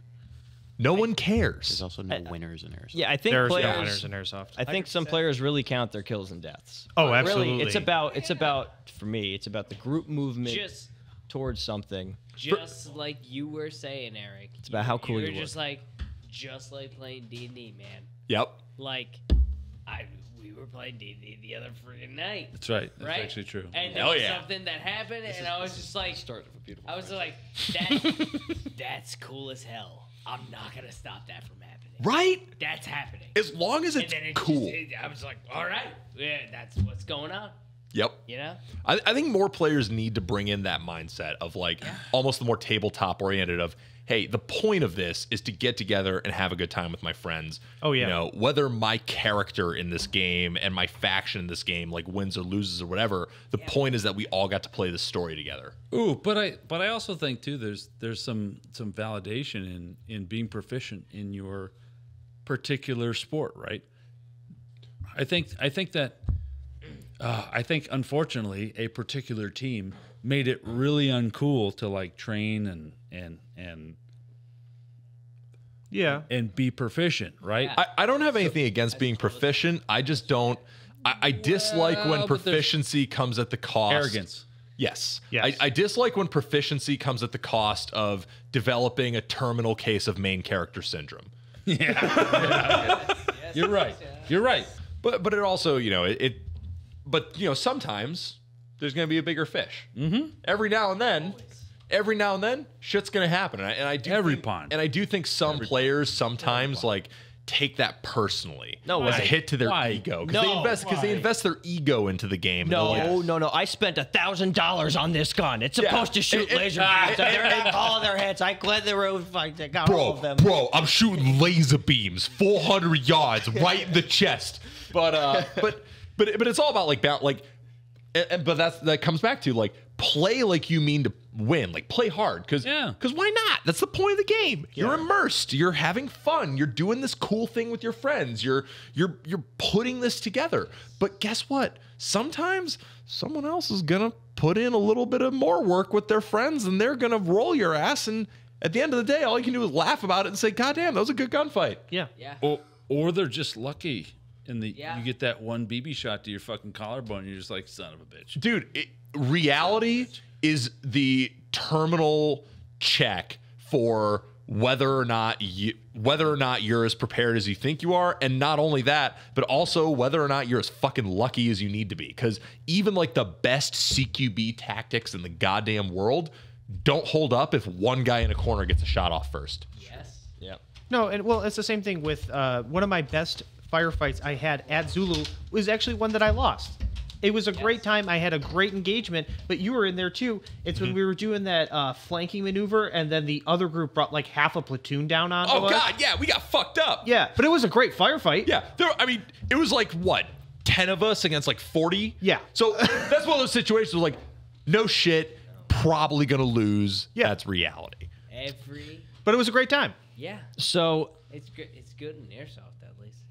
Go ahead. another emphasis is that the gameplay is not just kill-death ratio, but it's also that team movement. Oh, yeah. So leadership's super important. Yep. I see in the notes here we're supposed to talk about leadership. Milsom West links. No, I think we should move more towards the event you're running Yes. at the field. Yeah. As well as Yeah. I hear you Yeah. guys I are bet. measuring laser intensity and power. Yeah, laser checks. Before that. I can tell you my opinion about it, but I won't until we're all done. But you are the only production group right now Yeah. For now, yes. that I know that's checking laser intensity or whatever. So we have some meters that will actually measure the milliwatt output of different laser devices, and the reason we do that is because, to put it bluntly, it's an oversight on the part of many airsofters. Is I think airsofters be like, oh well, I'm wearing my eye protection, so my eyes are safe from airsoft beams. It's like cool, but then you got that guy who like found a fell off the back of the truck 50 milliwatt PEC 15, and those can cause permanent eye damage. Sure. And I don't want to be holding the insurance policy when somebody makes a claim for laser eye damage. And also, there's a huge misconception in the industry about understanding how lasers work and how they're potentially dangerous. A lot of people to this day assume that, well, I can see it. It doesn't look that bright. It's not going to hurt my eyes. It's not a big deal. And they don't get it. They just don't get it. Well, I think the acronym laser in general includes like concentrated light beams. That's part of the acronym. But what I've also heard, and this I could be wrong, what I've also heard and also done research on is that it takes like quite a bit of exposure to actually do damage to the. Have you found it depends on the wavelength and the power. So basically, depending on the wavelength and depending on the power, takes how much exposure it is until it becomes permanently damaging to the eye. Okay. Not to mention that cumulative damage can also be a thing. Exactly. Over many. Yeah, correct. So when we're saying eye safe lasers, no laser is truly eye safe. They can all cause some form of damage at pretty much any power output that you're going to see. Eye safety is calculated on the likelihood of causing damage during an amount of exposure. That's why, for visible lasers, the eye safe limit is 5 milliwatts. Correct. Because a 5 milliwatt laser, for the amount of time it can be in your eyes before the blink reflex is going to cause you to look away, that's okay. So what is the 5 milliwatt blink response or whatever? Like in terms of time, I don't know. It's what the FDA has calculated. Oh, okay. But that's the other thing. Lasers are a regulated product under the FDA. And there's a thing that a lot of people don't know. But the FDA regulates lasers, and a lot of airsoft retailers could get in a lot of fucking trouble for selling lasers that aren't eye safe, because that shit carries fines.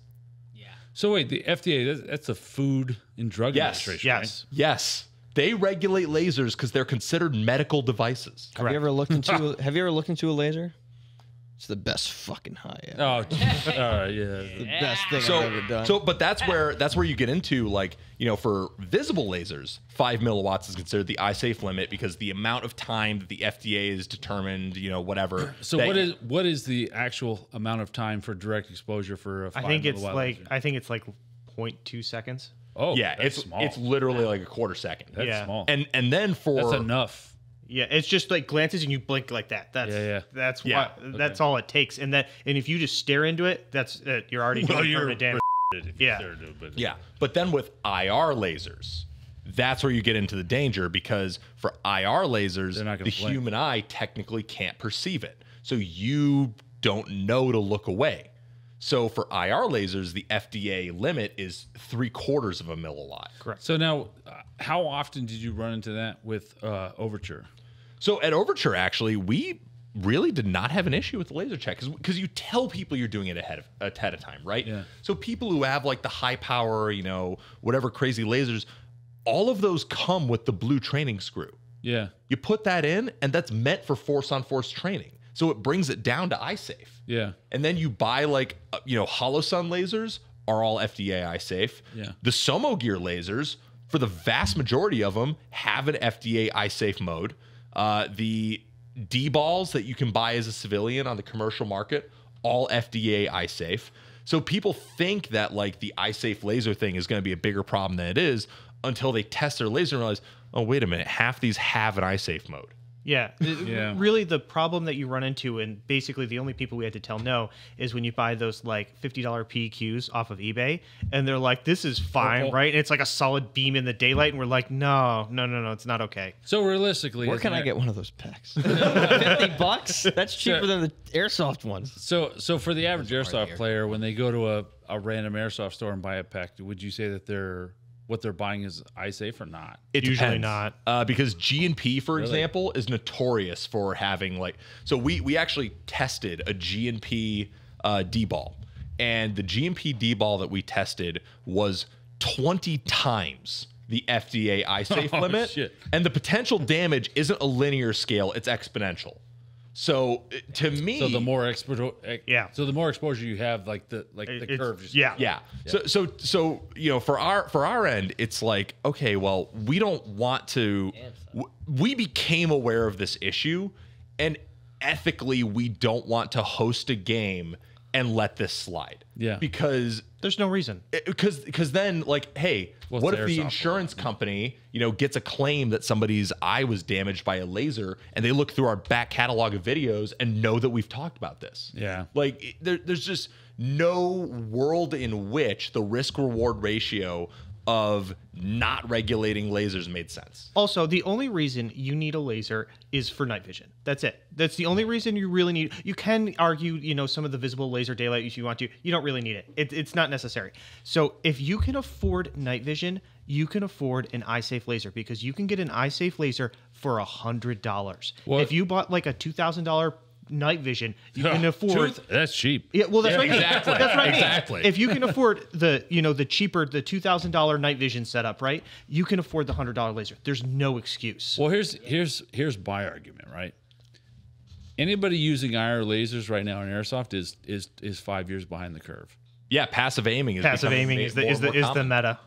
Dude, That's so the one thing I wanted to bring up. It's like, if you're using a laser, all you're doing is fucking your team right now. Yep. That's all you're doing. So everything right now in airsoft is thermal, which you can't beat. Or you can't beat thermal. Or dual tube, where you're passively aiming through your fucking real EOTech with a goddamn IR. Like if you're using lasers, you are the noob at this point. Yeah, kinda, You really are. And to put it bluntly, the super powerful lasers that have a lightsaber that tracks your gun, that's hurting you more than it's helping you. Yeah, it really is. It's literally like you're doing more harm to your group using a IR laser than you could ever fucking imagine. I mean, we picked up on this shit like 3 years ago. Yeah. We all of us started passive aiming, and it was like, it was cheating. And that's exactly why, the other thing too is, we're plugged in enough on that because all of us own night vision, which is the other reason. Is like, hey, all the staff has night vision, so don't try to sneak your laser through. Yeah. But that's the other thing is all of us own night vision enough to know, because we had a few people who were like, if you're enforcing the laser limits, then me and my guys aren't going to come to the game because we all have to have our lasers, and our lasers are not safe. And guys, please, we have night vision, but we can't afford any lasers. So, okay. Yeah, so I'm literally like, okay, get good. Like, I don't know what to tell you. It's so easy. Play with night stuff. Don't go to night. What if they promise that they won't aim at anybody's face? Oh, can I do Oh, that? my Can I promise? What if they're the exception? No, but I did we training had on- someone offer to be like, well, I just won't put the battery in. We're like, no. No. Well, question here then: if you're measuring IR lasers, are you measuring IR illuminators? IR illuminators. Yeah, but illuminators are dispersed light. IR illuminators are tricky because we do try to. The laser is the main priority, right? Yeah.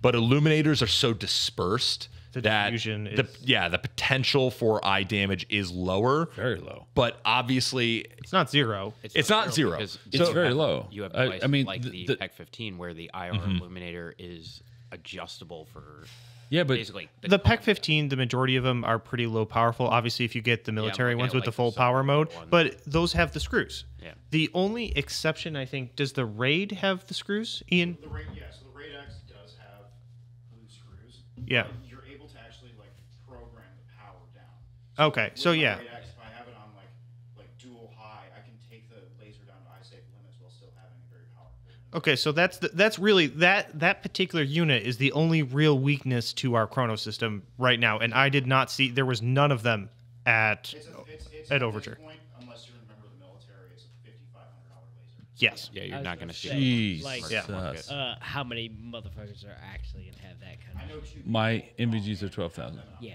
yeah. So it's one of those things where like, we do this because we can't, in good conscience, run a game while we're aware of this issue. Yes. And not have something to mitigate that issue. So I have to ask you this: like, what is your system? How are you? Like, what is the device that you're using? Because I feel like you can literally get laser meters on Amazon. so that's what you're using. I'm not shitting you. We just use a standard like laser measuring device, and you just know the bandwidth that different lasers operate in. But we also have, I mean, we're very lucky. We have a friend who works in a medical lab capacity. Yeah. And for Overture, especially, he brought out a medical grade laser measuring device. So is this something that maybe this is a product that fucking gun gamers can provide? I mean, it's a product that we can definitely provide awareness of because it's not our product. I'm just trying to say, yeah, capitalist I appreciate society. it. Yeah, capitalist society. Because literally, you guys are the only ones. We've had comments, questions, all this sort of shit, and always our response, maybe negligently, was like the amount of exposure that you're gonna get from any laser to your fucking eye is milliseconds. Mathematically, the odds of a problem are very low. Yeah. It's just that the odds of a problem aren't zero, so we couldn't in good conscience run our games not doing what And there are some people who run like someone brought an ISLID out.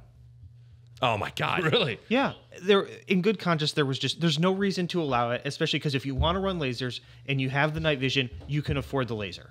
So there's No, but I spent can't afford the 12,000 on laser. my night vision. I'm out of money, man. That's it. Yeah. I can't even run tracer. Oh, jeez, you want to talk about fucking controversy? Jesus Christ. Yeah. People don't like tracer units? Oh my guy. Are we going down this path? We're going No. down Oh, this path. let's send it. Tracer units. We Yeah. talked about lasers. Let's talk about tracer units. My God. I have so many attrition questions. Well, okay, we'll get to that. So because of my own inferiority complex and innovation, that type of shit. So half of Zulu is during the day, half of Zulu is during the night, right? So no NVG night games would be like fucking 50 people, and they'd be like, we can't see anything. This is fucking stupid.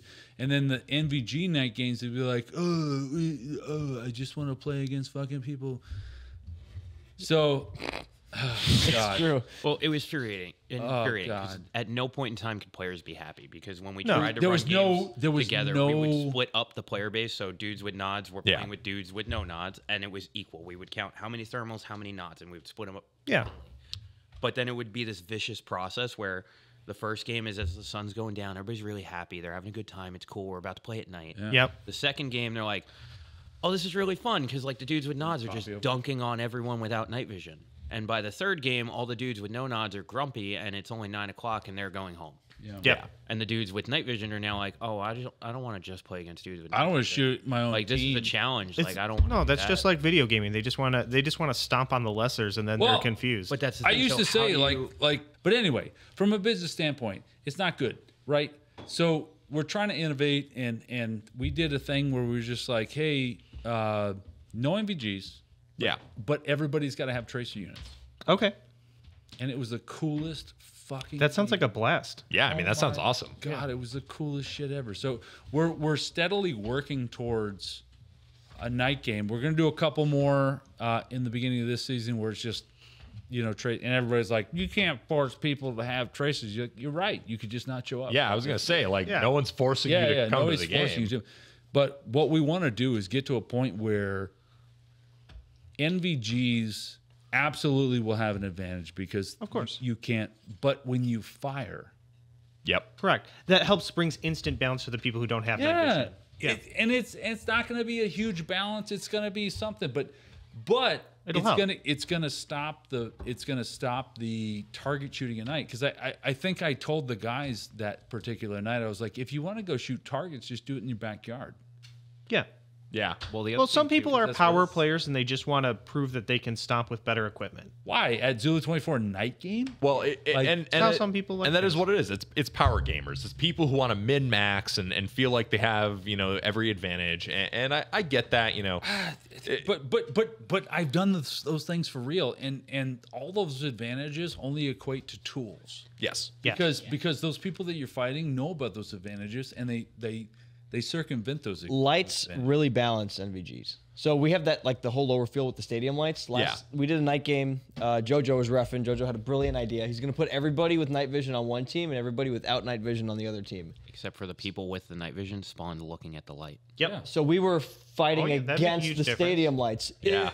That was the first time that night where I was like, I feel unsafe. I was Yeah. like, anything Yeah, could but The happen other right thing now. there too is by doing not this desirable. tracer, the whole tracer thing, you can also push it in the direction of we're trying to make the player base better, because yes, night vision will always have an advantage, but if you're not using night vision and you're playing with a group, that one person with night vision cannot kill everyone in your group without you seeing where he's shooting. Exactly. Yeah. So by pushing them to There's play a in chance. There's a and chance. pushing them to actually There's a work chance. together and cooperate, you're It- making a better player base. It also allows the people with night vision to be a force multiplier by having that visible indicator of, hey, follow my tracers. Like literally, fucking Captain America, follow my tracers. But that's the thing. One of the things that I think is a big pet peeve of mine is that so many groups are so insular and not willing to try to work with other players. Oh my God. And it's and I my think God. having.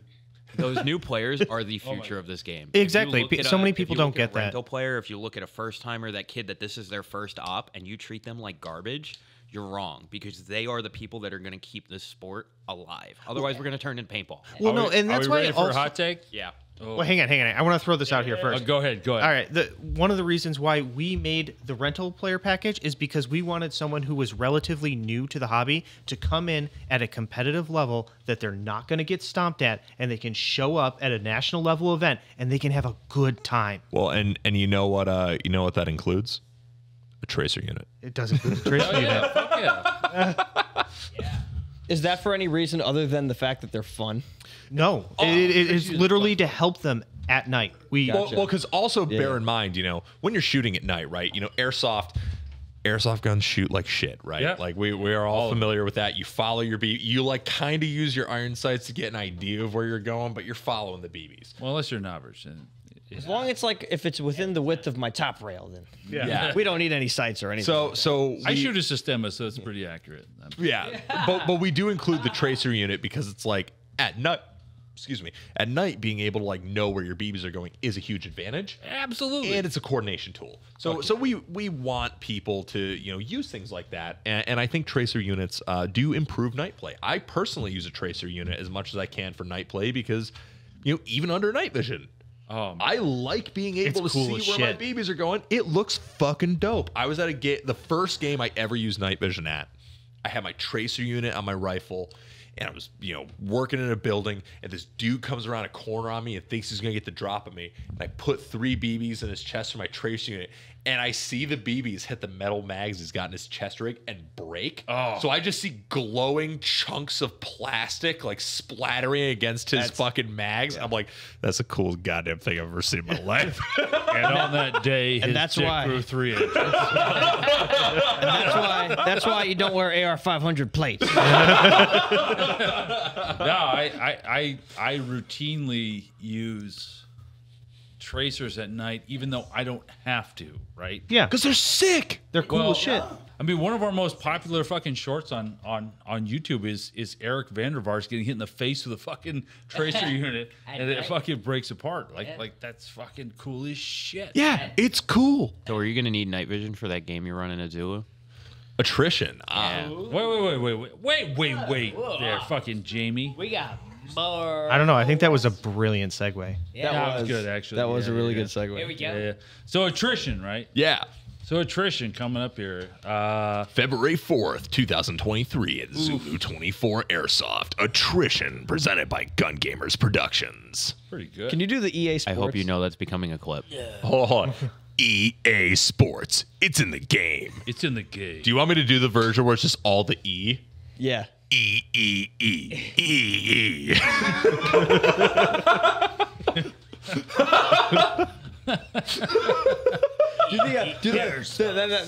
Now that we're filming, do the Metal Gear one. Yeah, no. Colonel, I'm trying to sneak around, but I'm dummy thick, and the clap of my ass cheeks has been luring the guards.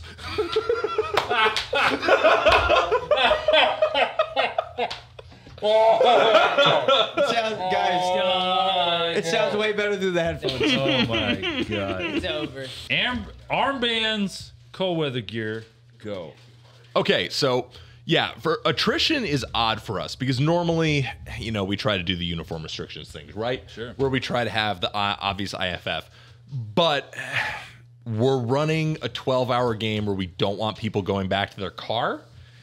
And while that shouldn't be that hard, in my opinion, it is one of those things that, like we were talking about earlier, a lot of airsofters come into airsoft from gaming scenes and from being we talked about bitch. It's fine. Listen, I'm shitting on myself as much as anybody else. If you come into airsoft the way I did 15 years ago, you're not fucking ready if you don't have like good cold weather gear. Yes. Weakness. It's called weakness. Yeah. Yeah. It's called Get better. Yeah, it's called not being a serious outdoorsman. Yeah. Shameless plug. I know a really convenient store that's located on site with Zulu 24. I don't know. Is it called Zulu Outdoor? They do have cold weather I gear. think it's called. They sell merino wool socks. Can't remember. And merino wool base layers. That's basic. Anyway, so but the reason we did armbands for attrition is because, and that's why we had the supplemental document, right? Because it is different from our standard rules. But the reason we did that is because we just want people to be able to use their best cold weather gear. And it is like outside of the realm of what you would normally do for Airsoft IFF to have the armbands, but also with the platoon and squad level coordination that we shoot for with our games. I do think IFF is also going to be easier in that aspect of, hey, you should roughly know where your faction is and what targets you're moving to contact with. you got a lot of. I do have a lot of faith in airsofters, but we hired some really incredible people to be the staff for this game. Yes. So I place my faith in them, and those people I think are going to do a good job of making sure that nobody's too salty. Ooh, so that leads right into the last topic here, man. Like, what the fuck is your relationship with Milsom West, man? These motherfuckers. So Milsom West seems to get like I don't want to say the best of the best, but they got some people that know what the fuck they're doing. How the fuck are you involved in that? So to put it bluntly, several members of the Gun Gamers team are Milsim West cadre, including myself for Insurgency games now, actually. Good for you. And I also, have worked with Josh and Jet for like Desert Fox games, and a bunch of our guys have worked with Milsim West. So that's the link. Is to put it bluntly, nobody else has been as big of a connection and supporter for the Gun Gamers team in general in the airsoft industry as Milsim West. Outside of Gun Gamers itself, that's really where it falls quickly. That's insane. I would think that, like, man, you guys would be like fucking super huge for having like a Milsim West connection like that, man. I was looking at I was watching a bunch of videos, in preparation for this, and I was just like, man, every one of their fucking leadership is goddamn Milsim West cadre. I think the closest we've ever gotten is like in the shop right now. So in the shop right now, we have a staff member who also happens to work for Milsim. Yeah, like barely, like we're like just tapping into that. Well, and the thing is, it's we're very involved in that community. We've ever since Caspian Gap in 2016, that was my first Milsim West, and several of the other Gun Gamers team members. But ever since that, we've just continuously been going to those games. We've been big fans of the format. I have a lot of respect professionally and personally, like for Josh and the Milsim West team, because I do think they changed a lot of the paradigm of the way we look at airsoft game design. Sure. And I think working with those guys in all the different capacities we have has just fostered, both a personal and professional relationship where we get along really well. We enjoy working with each other. And then, we've got that connection of also being able to, I hate to say it, but harvest skill building from leadership at those games, where we go to those games, we put our best foot forward, and we, you're talking about becoming proficient earlier, but part of becoming proficient is getting repetitions and doing things. And we try to apply the leadership skills you need to maintain people in the field for 40 hours who you might not have ever met before. But we try to apply those leadership skills when we come back and say, okay, now we're doing our airsoft games that aren't 40 hours and, but we still do the issued ammo and stuff. And now you apply those leadership skills or skills on our scale. Yeah. And it translates so well that, we very intentionally try to cultivate a player base that understands playing in that way on that level, because it translates well to bringing players who maybe Gun Gamers Productions is their first bigger game. Maybe Gun Gamers Productions is their first time messing with issued ammo. Maybe Gun Gamers Productions is their first time working within like a hard and set chain of command. So now we want to use the skills we've cultivated from, the most hardcore Milsim game in America that is very challenging, but then you use those challenges to build a skill set that you can apply to what we think is the best day of airsoft we can put on. Sure. So it winds up being a connection, not just in like, oh, we share player base, because we've actually had like a lot of Milsim West players come to our games over the years, not just for like since Gun Gamers Productions, but like since other games we put on.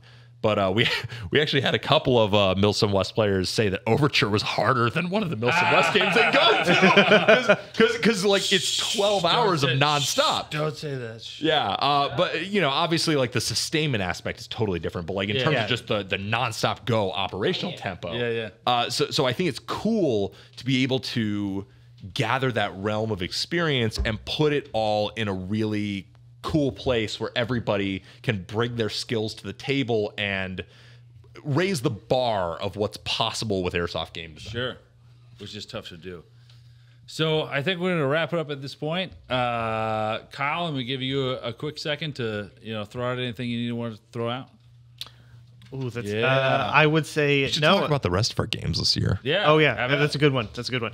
So we have 2 other games that we're going to be hosting this year. We're going to be hosting Incursion, and that's going to be June 3rd at Action Sports Wisconsin. So we're going all the way out to Wisconsin for our next game. It's going to be a heck of a haul. We're real excited. We we've met some people out there already, and we're going to be heading out there soon to kind of get a good feel for it and play it a bit. And then the other one we're going to be hosting, which is going to be our big event, which we're super excited about. It's going to be at Ben Franklin Range on 7/29, and then that's going to be our capstone event. We're going to have vehicles there. We're going to be doing all kinds of crazy stuff. It's an amazing facility. It's 1,100 acres, and we're actually going to be the first place to use it for an airsoft game. Oh, right on. Yeah. Eric? Yeah. Thank you so much for having us on. This was super cool. And if you, in the meantime, are looking for a short-term airsoft fix, go ahead and look up attrition here at Zulu 24. We are looking forward to not just attrition, but also potentially future iterations of winter games because, we've talked about some stuff, and we talked about some stuff on the way here, and we have dumb ideas, and we're very excited to show you guys the way that we want to play airsoft, and hopefully you'll have fun playing it too. Hold on real quick, boys. Eric, do me a favor and just plug your social media. I'm going to put it all on screen, but for anyone else listening. Sure. So anyway, you can find Gun Gamers and Gun Gamers Productions on Facebook on the name Gun Gamers. You can find us on YouTube under Gun Gamers or Gun Gamers Media if you use that @ thing that no one's using yet. You can also find us on Instagram at Gun Gamers, and you can find us on our website at gungamersproductions.com. That was clean, dude. Roger that. Roger that. Guys, I just want to say a big thank you if you've made it this far. It's like probably 3 hours into this. Closer to 5. Okay, 5 hours into this, whatever it is. This is our first episode, so give us some leeway back and forth, but also check out everybody that's been here today.